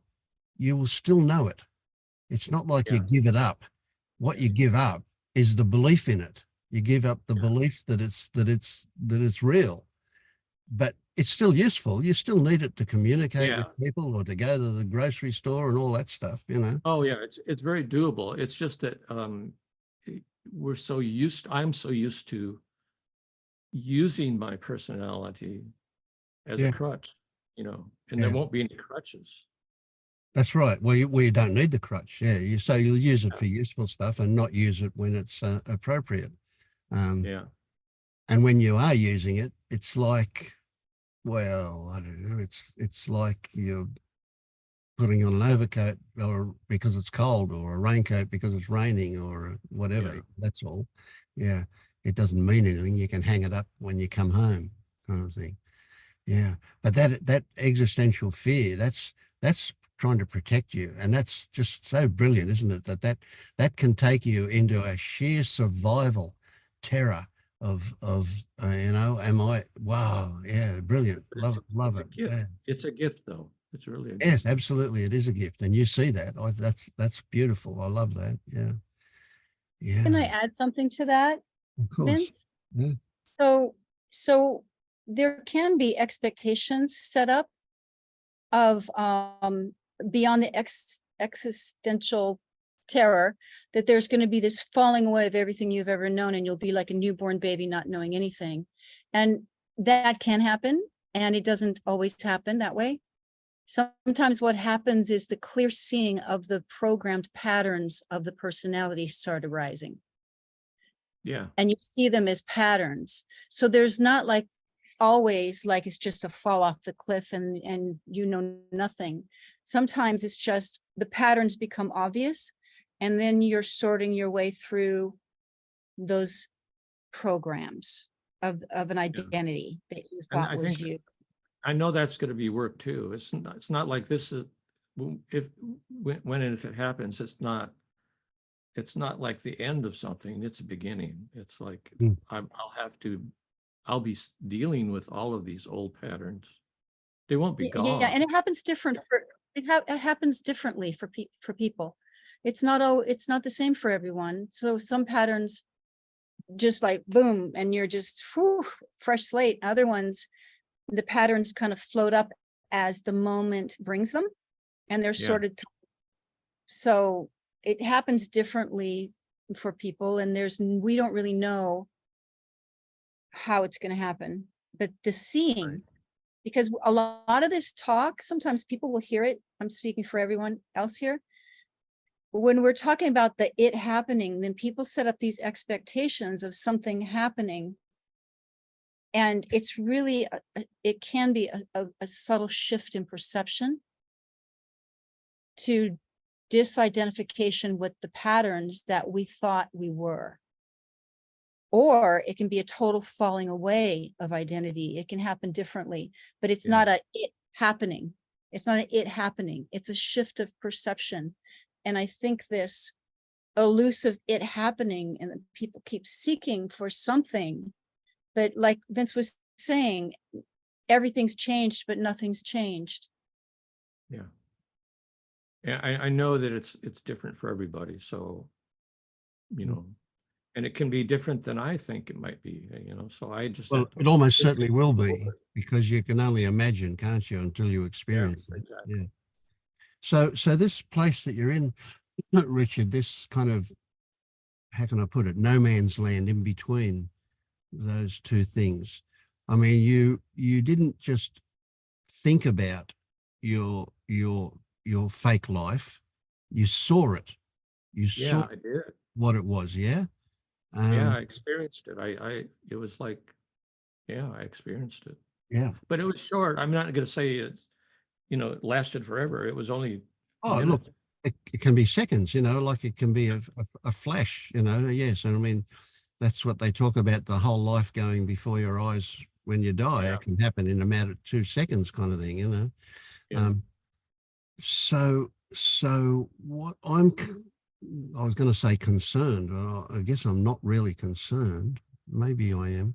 Anyway, that what interests me is this place that you're, I won't even say stuck in, but the place that you're actually in at the moment, in between those two things.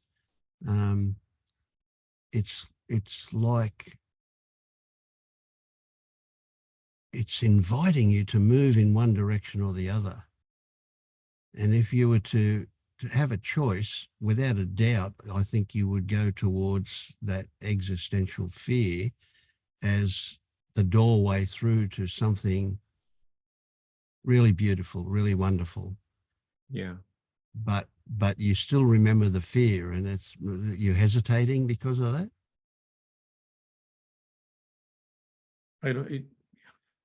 I mean, at this moment, I feel pretty positive, so I'm not hesitating, but it's like minute to minute. Yes. Yeah. Okay. Yeah. Every time something happens, there's always a choice. And yeah. So you don't feel stuck. You feel like you're waiting to see which direction you're going to move in, so to speak. yeah. And I know that also that I have to just accept whatever choices I make. I hear the words "you have to," but I don't feel that they're accurate. No, you will accept. You don't have to. You know that you will. Yeah. That's what will happen. Yeah. Resistance is futile. It's like. Absolutely. Yeah. I want to add too that we sometimes think that the fear and the seeing are separate, but a lot of times the glimpse of, oh my goodness, I'm a bunch of patterns, fear arises, and then the fear subsides, and it can come in waves, but they're happening together. like two sides of a coin. And so it's not like you have to go through one door to get to a different door. It's that the doors are happening at the same time. And those layers. So the fact that you saw, you had a glimpse and you had fear, two sides, meant, so you're already, how do I say it? You're already halfway in the door. And it may happen again in a wave, and then happen again in a wave. And it might even end up being so subtle that you may not end up going through this massive fear.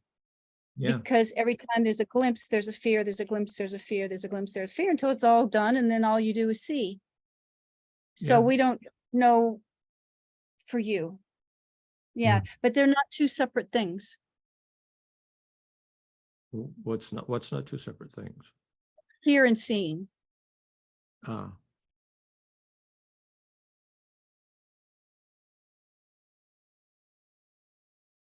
I don't know. They seem like they're separate things, but all in the same soup to me. Yeah, it's a sensation in the body Yeah. when seeing happens. It was, And yeah. So The they're fear actually, was definitely in my body. I mean, Yeah. there's no doubt.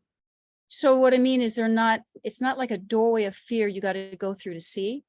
It's that fear arises in the body as seeing happens sometimes for some people. Yeah, yeah. Yeah, so they're not, that's what I mean by they're not separate. The sensations in the body are kin to the seeing. Yeah. And the more the seeing happens and the sensations in the body are sat with, we call that fear, but they're like two sides of the same coin. Yeah. It's the happening of the seeing along with the sensations that are happening during that. They're not two separate things. I have to go through the fear to see. No, I get what you're saying. Yeah. So one thing that comes to mind here, or two things that come to mind. One is that you're never going to experience anything. You're never going to give yourself an experience that you can't cope with. So the fact that you had that existential fear, although it might have felt like a possible not total annihilation or whatever, that was an expression of your willingness to be there. And the fact that it happened in a dream to start with, or in that semi-conscious state that you were in, what did you call it? Twilight state. Yeah. Yep, that twilight state. That's when your defenses are down. Yeah. So for sure. In broad daylight, of course, your mind is working hard to keep you protected. So yeah, that was brilliant. And the fact that you allowed that to happen to yourself means you're ready. There you are, inviting it. It's a gift. Beautiful. Yeah. I keep telling myself I have to just stay open. Just stay open. Yeah. Well, you don't have to. You will, just simply because you can't do anything else. Yeah. Sounds like a good place to me. Yeah. Exciting place, an adventurous place. Yeah. It is. It's before this happened, I was feeling so frustrated and down and like, oh Jesus, when is this going to end? It's like, and then when this happened, it was like, wow. Yeah. I didn't realize it. Some amazing movement. Yeah. So we can expect to see you smile a bit more frequently? Well, maybe. I don't know. Maybe that's not natural for me. Who knows? Yeah, you don't do much smiling.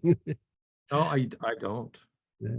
But if you knew the way I grew up, Yeah, sure. I was very closed down my entire life. So yeah. So this sounds like a great opening. Yeah, brilliant. Yeah.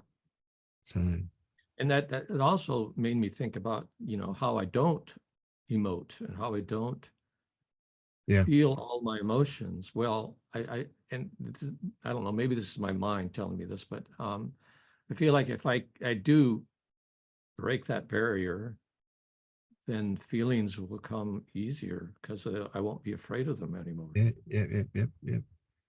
and you might get confronted with a physical emotional response that says, oh, I better be a bit careful here. If I start letting my feelings out, I might get overwhelmed with them. Maybe not, but yeah. But maybe I won't care then. Absolutely. You probably won't. I don't There you know. go. I'm guessing. Yeah, yeah. Well, it's all a guessing game. We're just playing, you know, we're like kids playing. That's the brilliant Yeah. part about it. Yeah. Yeah. I love it. Yeah. Thank you, Richard. That was a beautiful experience for me as well. Oh, thank you for letting me say it. My mind was debating back and forth. Now, should I say something? Does anybody want to hear this? Or, you know, just, Oh, look, mind. I'll guarantee you people will get value out of it. Yeah, for sure. Yeah. yeah. I'm actually experiencing some of that existential fear right now. Listening to Melly, it was like really relaxing and really opening. And then Richard came on and it reminded me of last night. I had to just spontaneously throw up a lot and I was scared that there was like blood in my puke. So I was like, I was sitting for a while, just like scared of dying and like, what would it mean to die? And yeah, I could kind of feel it now. Yeah, it's not too bad. Mm. Mm.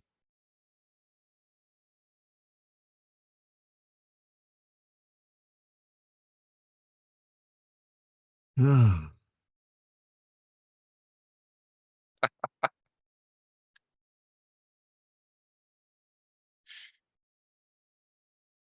So when you say it's not too bad, Brian, and then you laughed as if to make a lie of that. Yeah. Well, it's strange. I laughed first out of just feeling nervous, but then right, it started turning into relaxation, just like ease. So weird. Mm. It's so weird. That's kind of what was happening last night. I was thinking of death and I was like, I think part of me wants to die. Sure. Yeah. I was like, it doesn't sound so bad. And I got scared of that because I was like, well, hang on a second. I don't want to go down that path because then maybe the universe will kill me or something, you know? So, some messed up thinking there, but yeah. It's a tricky one, isn't it? Yeah. I mean, when you think about it, when you're dead, you don't care. Yeah. Yeah, so you might as well relax about it, right? Absolutely. Yeah. Yeah, there was just the fear that yeah, So almost. one thing that comes to mind though is that blood in your puke would suggest that you do need to go and see a medicine man and find out if you've got an ulcer or whatever like that might be the case. Well, I don't think there was. Because it was just some really weird things started to happen. So over a few days, I was just inquiring and inquiring and inquiring. Every thought, every emotion that I came across, I would just ask, okay, who is it that is experiencing this? Who am I? Until I felt a release or a letting go or a relaxation. I kept doing that. And then at some point, what's happened a few times is that I decided to go upstairs and I don't really smoke, but I decided to have a cigarette to try to like ground or something. And I went outside and I put some music on. It was like Shiva music. I started to feel like expansive and I closed my eyes and I just felt like there was this like great vast black space around me. And then my little brother came up to me and came outside and he wanted to show me this pot brownie he had bought. And I was like, God, this stupid pot brownie. And like what's happened a few times is that I felt like maybe I was like taking on his energy or yeah, and and this is all a story, so any of this can be bullshit and you could call me out for sure, but I was taking on like his dense energy and I was like, oh, this doesn't feel so good. So I went downstairs and I sat down and like I had to a few times before, I had to sit with it, and it was really uncomfortable. And part of me was like blaming him for it, and part of me was feeling guilty. And well, fast forward a little bit, basically, I ended up just getting sick and throwing up, and I felt like it was almost like emotionally sick or something, Yeah, and sure. just like vibe totally off. And I'm not sure there was blood in my puke, to be honest. I just flushed it too quickly, and then I was like, wait, that looked black, but I don't know. I don't want to think about it too much. Um, So it seemed like I don't know. the need to puke came from feeling that heavy energy and the guilt that you felt. Yeah, yeah, that's what it seemed like. And what I started telling myself is like, this must be a lie. It can't be true. Um, yeah, I must be projecting this guilt onto him or something, or maybe it's my own stuff. And this real confusion, like dysphasia was happening of like, should I accept all of this? Am I rejecting a part of myself or an emotion? And it got so complex and heady that, yeah, it was uncomfortable and nauseating. Yeah, yeah, yeah. So it was like a real high, and then Yeah. just, So can you I don't see, know, man. can you see that the culprit here was thoughts, stories, Yeah, that you got really, really sucked into them and then you're responding to them? yeah, Yeah. yeah, yeah, yeah. So have you used the technique to quieten that stuff down of simply looking at what you're feeling, chasing the sensation down as that component of your feeling? Yeah, so the body was so uncomfortable, like pounding headache and like all this stuff, that it was hard to do. But yeah, especially just Oh, sitting wow. here, I've been doing it. That's Huh? great. I mean, that pounding headache is pretty hard to ignore, isn't it? So Yeah. you can use all the stories you like to get away from that, but you're not going to be successful. So No, why no. not use it? Why not go into the pain, go into the pounding? I mean, boy, Yeah. that's so big and prominent that it's easy to go into, and welcome it as a way Mhm. of anchoring yourself in your body. Yeah. I mean, the natural What? instinct is not to do that, but that's a great technique. Yeah. No, it's been all right. It's good. It feels good to do. Um, I guess my question is just like, what is there a belief here I'm not seeing? Um, that's framing the whole, like, that's framing the whole picture. Well, the belief that there's a belief, or the question that there's a belief, is the first step of going down the wrong road. Yeah. Um, oh, David, earlier on, David gave us a brilliant thing to consider, and that is that, and I think you're doing it big time, and that is that every input is going to a false I. It's every input Yeah. is the how do I put it this way? The foundation, right? So when I say something to you, if I say, what are you feeling? As an example, you'd imagine that you're going to go and look at what you're feeling, but you're not. You're going to go and think about what it is you're feeling. Mm. Right? So it's that Yeah. receiver of the question is Yeah. not real. Mhm. It's a thought. Yeah. Yeah. Mhm. So how do you channel through the thought into your feelings? Everything that gets taken in by a thought needs to be just channeled down into the body, into the feeling straight away. And then Yeah. Because the moment you're through the thought and in the body, the thought's irrelevant and we don't need to think at all anymore. What we need to do is simply look at what we're feeling. Mm. Yeah. Because your mind Yeah. is brilliant. You should be writing science fiction movies, you know, your mind can come up with amazing stuff instantly. A whole book in a matter of 3.5 seconds. So Yeah, yeah, that's getting for through sure. that, you know, going straight to the fly cover about what it's all about, but then not even staying there, just going through that down into the body. That's the technique. Yeah. Yeah, And I I do want yeah, yeah. I was No, gonna go add ahead, too Jen. that sometimes when you're going like into the body and your mind is battling around, giving you a headache because it's trying to figure it out and understand it, and it goes down into the body and then throwing up happens. And that actually happens even in sacred medicine ceremonies. So it's these sensations in the body sometimes accumulate into physical form of throwing up or toxins or illnesses or whatever.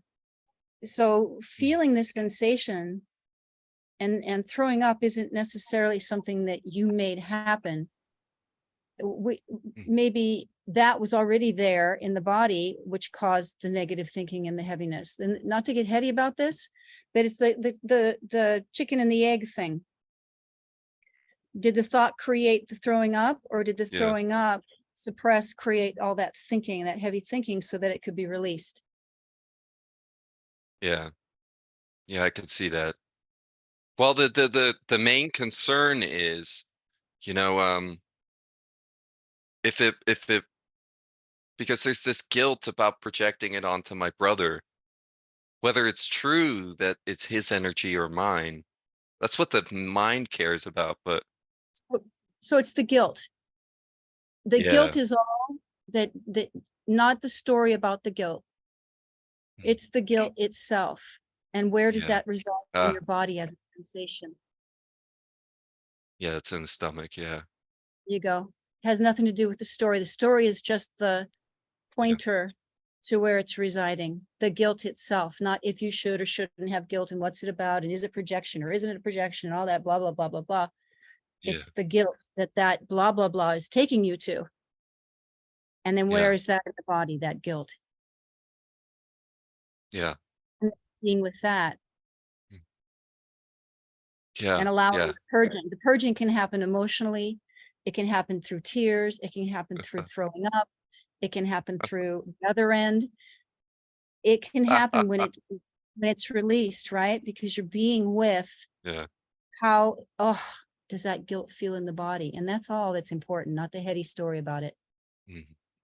Gotcha. Yeah. Yeah, being in the head is very painful. More and more so. And I'm wondering if the inquiry is another way to go into the head and avoid the sensations directly. Absolutely. Because it takes me to the sensations, but it's also a reason to stay in the head a little longer before, you know. And I'd question whether the sensations are really sensations or whether you just think they're sensations. Yeah. Something for you to explore. Well, I think it's interpretation, yeah. It's all interpretation of sensations. Mm. The one gauge that I use for being in the body is, does it feel relaxing? So does it feel peaceful or blissful?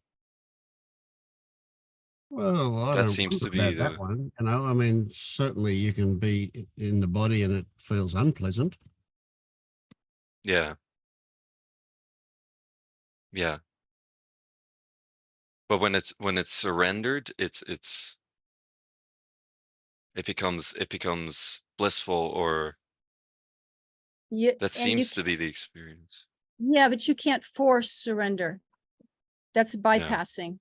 Yeah, so if you're feeling Yeah. heaviness because your brother walked in, and then you feel thinking and then projecting and then guilt, and you follow that down into the body, it's not pleasant. being with what's happening, because that's what's happening. And you trying to be blissful on top of that is a layover. It's an No, agenda. gotcha. But it just seems to happen naturally or spontaneously, like right now for no reason. Yeah. It's just, okay, I'll relax into the body, and I'm not doing it, and then it turns into this subtle bliss. I don't know.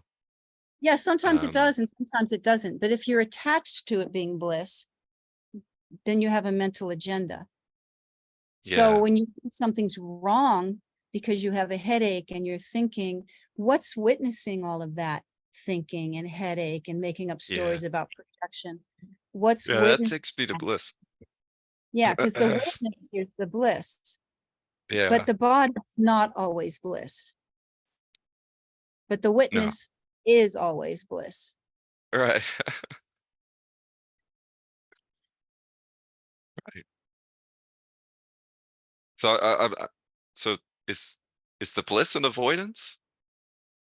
The bliss Or can be an avoidance. That's what I'm saying. If you have an agenda to feel okay. bliss, but if you're Yeah. feeling both, if you're allowing both, the witness is stable, calm, it's nothing. Watching the sensations in the body and allowing whatever shows up. Because what shows up is what's happening. If the mind goes to control it and say it needs to be blissful, you're back in your mind and you're pretending you're in bliss. But When yeah. you're feeling everything while you're still watching, you can be in bliss while you're in pain.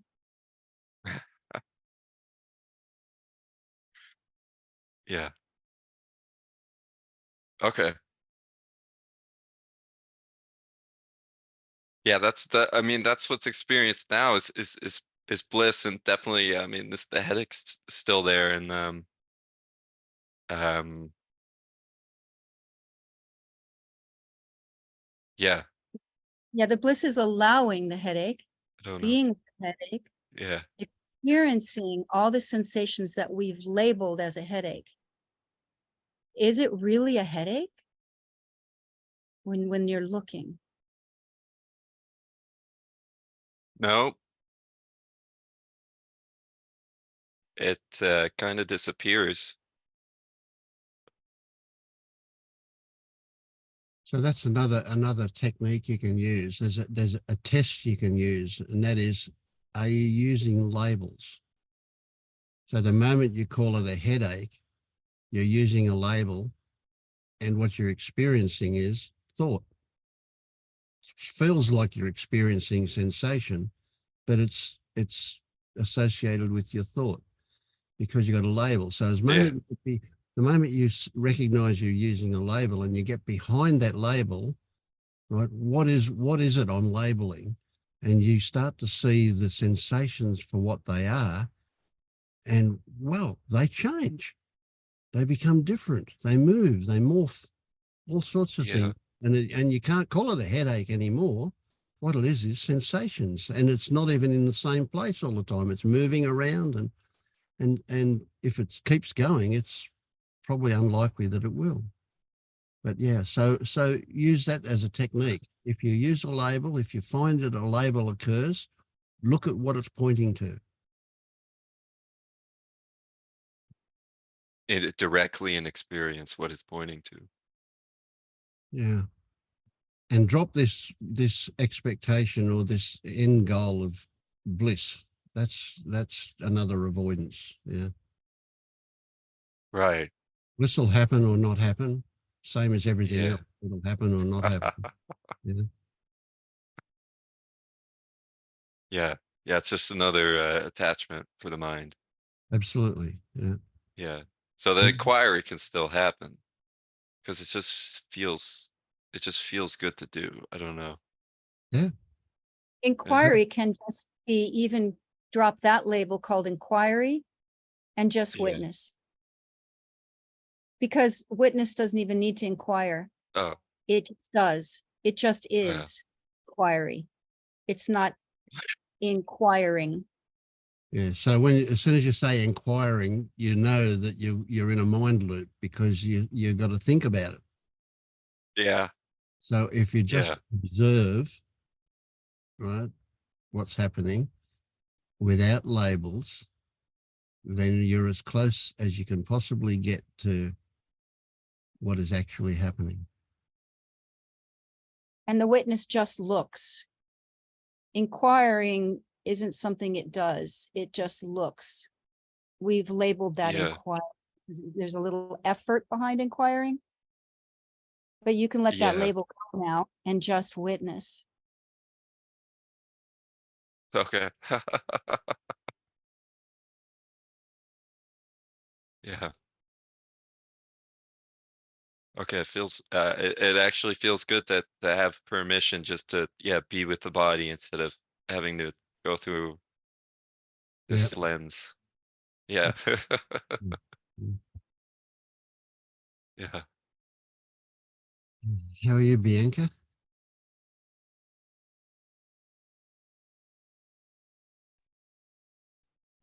What? Good. I want to hear about your belly dancing. Hmm.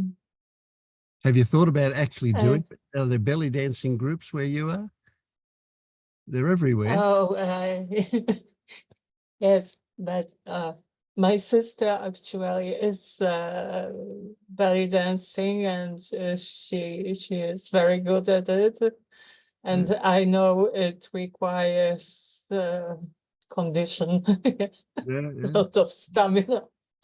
Maybe she can give you a belt of bells to play with. Yeah. Yes, she gave me one. Oh, great. I have one. Yeah. Yeah. Mm. But I was like now my mind feels distracted, and it's hard to focus, but I'm thinking about these personalities, and I found a good example with tarot cards. You know, like there is, oh Yeah. Can't quite see it. yeah. That's better. Ah, Focus. yes, Still can't quite. like You describe it. there is a woman on the card, and when I see her, I ascribe a personality to her based on how her face looks, her body language, how she is clothed, and based on what I've learned about this card, the meaning of this card. So what someone else told me about her. And it's just a piece of paper. Yeah. Yeah. But there's some Yeah. attraction for you there, eh? Yeah. You identify with her? And Yeah. maybe right now, this part of of my personality. Mm.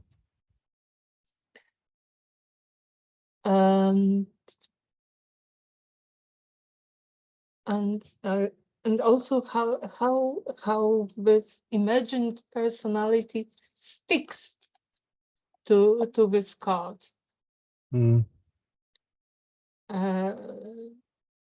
Like it got established, and it would be hard to ascribe some completely other personality. And I think it's the same with this self, Mm-hmm. the self of Bianca. Mm. And yes, that there is an imagined personality that sticks. mm, So what comes yeah, to mind is what comes to mind here is that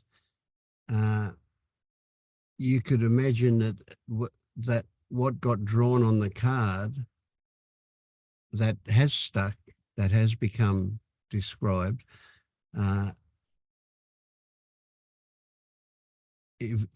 evolved from a whole lot of previous stuff. So there was, this wasn't the first tarot card. It wasn't the first one with her on it. But if you go back 100 years, there would be some differences in the way she is depicted. oh, Yeah. many So there is differences.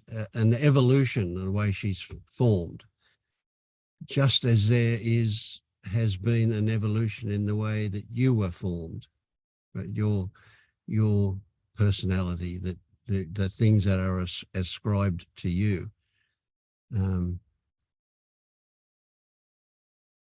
But it's just a depiction on the card. Is it also just a depiction in you? Yeah, It is, isn't it? Yeah. well, Nothing permanent. no, it seems quite wonderful thing that the mind can do it. Yeah, It's it so is wonderful. creative. Yeah, absolutely.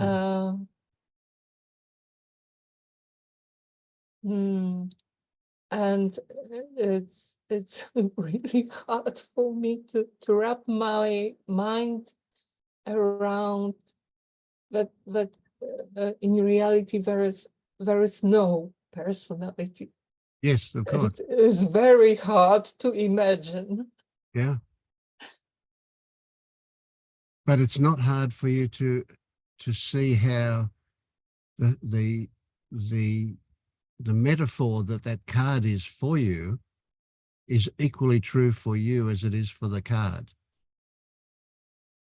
The colors that are used, the way it's been drawn, the everything that's about it was the result of a million different circumstances that came into play, just as it is for you.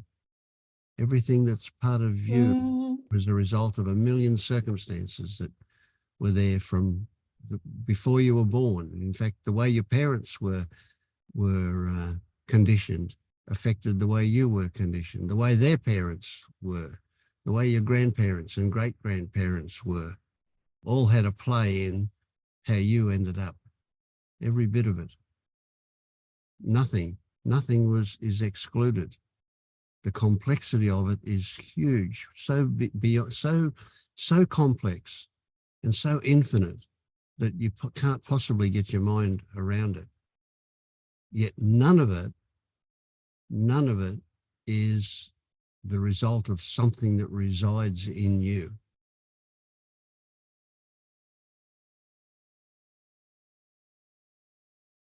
There's no controller there that's done it. Yeah, You can see that quite clearly, eh? yeah. Yeah.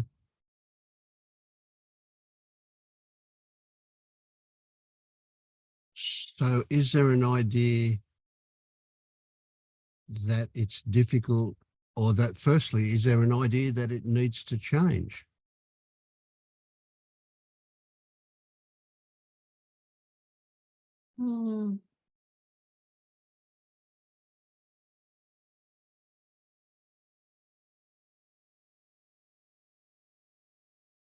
There is. There is, yeah. And that's based on what we might loosely call suffering, unpleasantness. Is that the reason for change?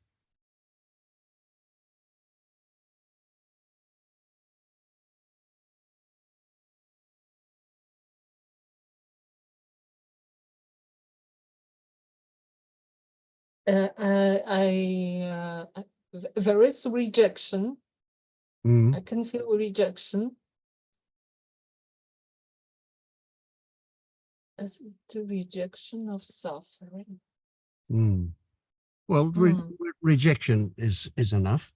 That's like there's something to reject. That's something that we don't approve of. We don't like. Something that's not Right. not right. Yeah. Okay. Yeah. I can add something. Yeah. Of course. So the thought that something's not right, and then the thought to change that thing that's not right, versus the very, where does it's not right come from, and stay there. And where does that feel in your body?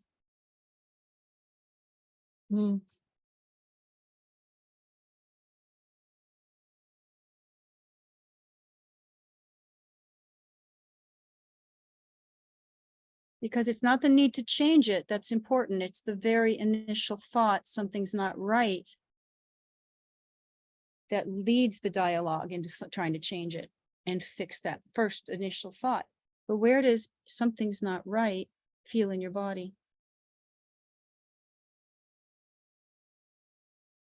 Without even the list of what's wrong.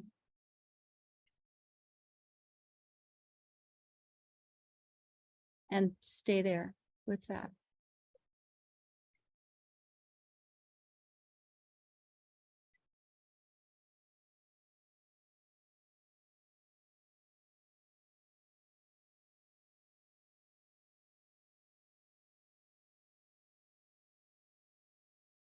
And you might see all the thoughts spinning off it, all the reasons, the list. I'm not good enough. I'm blah, blah. I'm this, I'm that. I need to do this.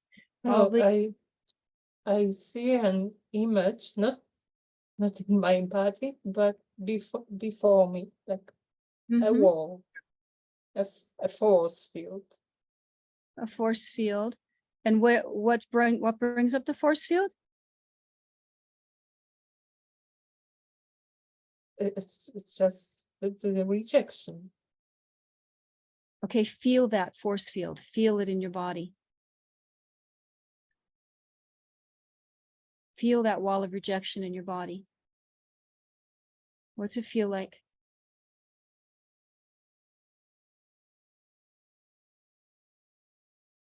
It feels safe behind as well.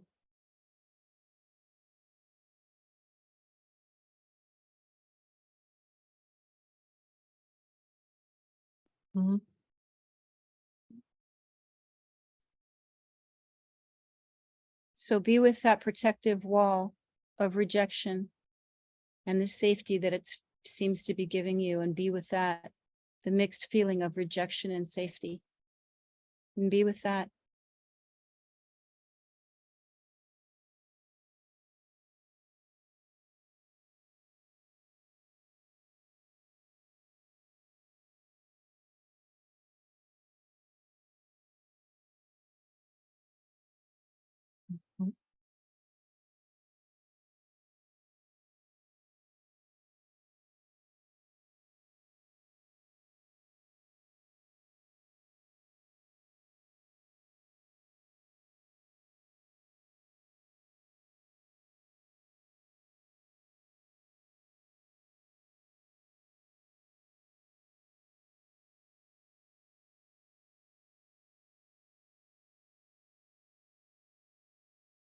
Can you feel it in your body?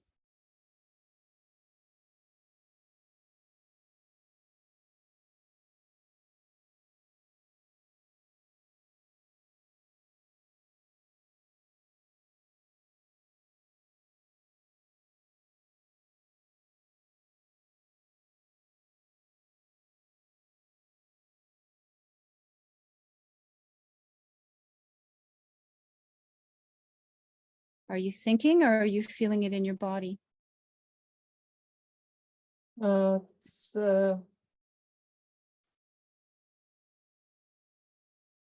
yes, it's running away in thoughts. The mind Okay. is running towards thoughts. Right. So What's your thought that the mind, give me one thought the mind's thinking.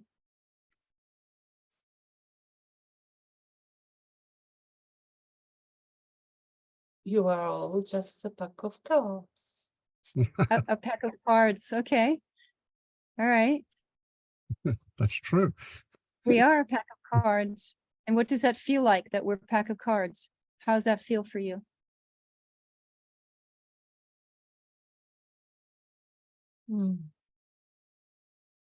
Funny. Okay. And where's the, in the belly? yeah. And how do Mm. us being a pack of cards, how does that relate to the wall of rejection? How are they connected? Mm.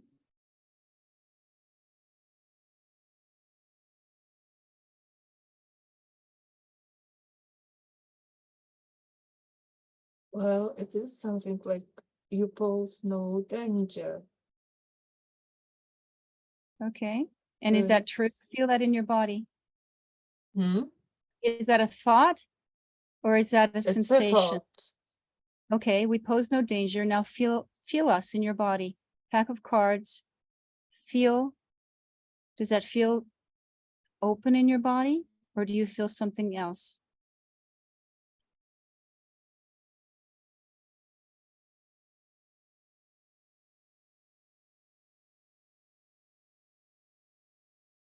Mm.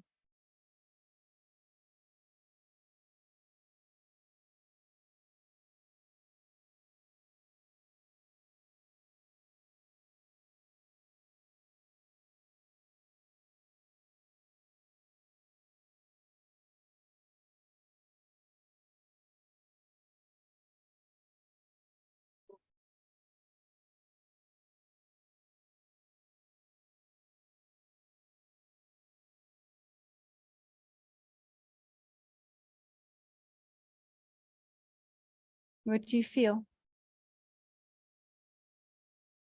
Hmm. Like the questioning. It's, it makes the body nervous,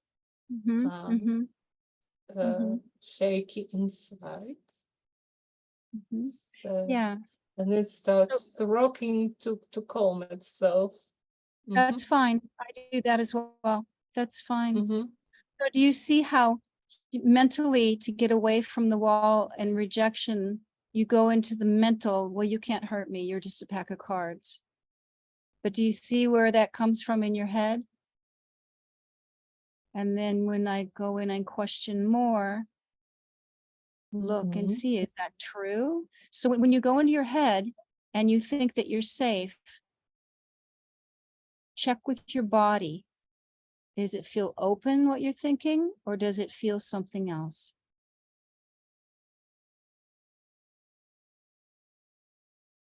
And I'm not saying you're not safe. I'm saying the body might not agree with you.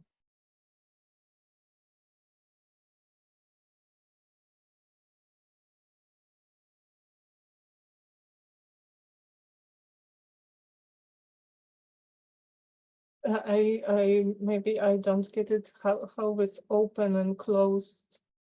Okay, let's go back. applies to You're not going to focus. get, yeah, you're not going to get it in your head. So Mhm.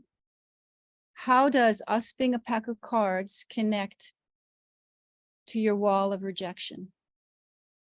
And feel that in your body. Can you repeat? How does asking? Okay, we're going to have to go back in a different way because you're in your head trying to understand. And this is a way how you're getting out away from your feelings. So do you want to go into your feelings or is this enough for today? It's up to you totally. It's fine for me. I Okay. don't know if I will manage to do it. That's fine. But do you see, you went into your head to try to understand the questions when you were in your body feeling something and the body was rocking, right? because you were tapped in and feeling something. And then you go, oh, well, you're just a pack of cards, right? So I'm trying to show you when you're in your body and when you're in your head. And now when you try to understand, you're back in your head. So talk to me about what's going on right now. We can go back, unless we have time. Do we have time to do this? Sure. Yeah. We will wind up soon in the next 15 minutes, but okay. Okay. So if you want to go into the feelings again, because can you see the difference Okay. when you're in your feelings versus your head? Did you see the difference? I didn't get that. Can I try again? When your body was rocking and you were Yeah. feeling something, right? You were in your body, it was a little uncomfortable, and then you went into your head and started trying to understand. Do you see the difference? It's easier when body is moving, when I'm following the internal full push. Okay, so tell me what's going on for you right now. What are you thinking and feeling? Mhm.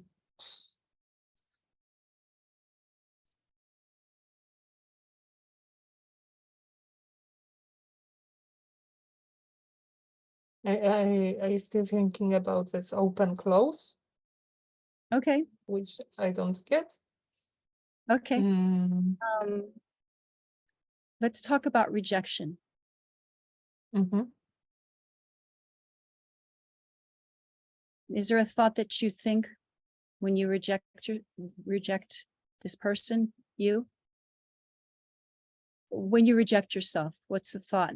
Give me one thought of rejecting yourself. Of rejecting myself. What do you say? What do you say when you want to change yourself? There's something you need to change. What do you need to change about yourself? Being. What about being that you need to change?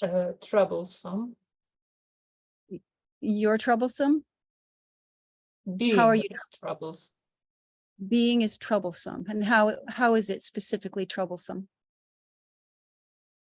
I can't tell. What do you want to change? I want not to exist or not to be aware, which is the same. What does troublesome? I want, I know. I Okay. want just What does troublesome feel like? anything else. But it's not. What's troublesome feel like in your body?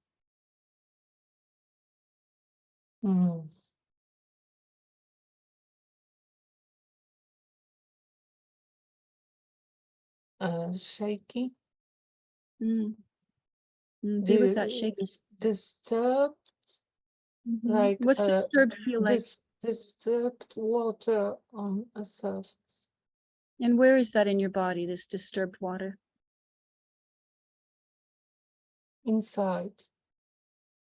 Stomach, chest? Especially arms, shoulders, legs. So just be with that. What does the disturbed feel like? Is it vibraty? Is it pokey? Is it tremors? What's it feel like? Tremors. Does it feel tight? Does it feel loose? Does it feel hard, wavy? What's it feel like?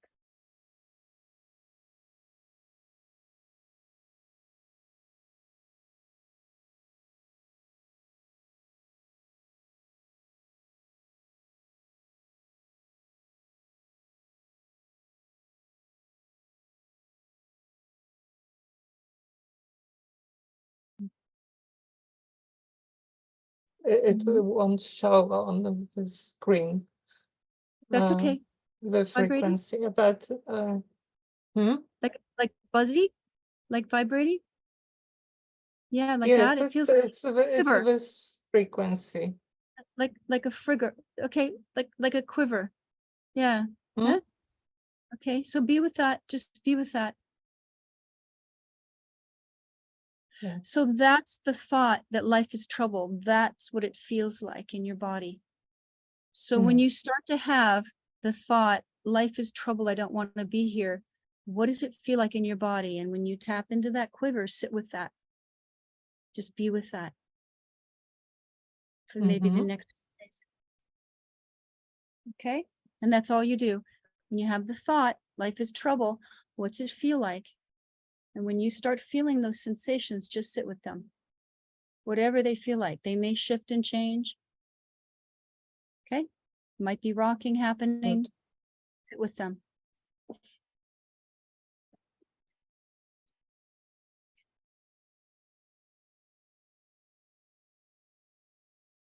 Okay, let's wind up.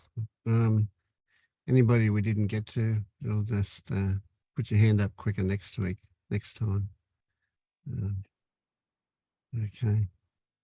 Thank you all for being here. It's been great. Yeah. Thank you, Yes. Vince. Thank you, everyone.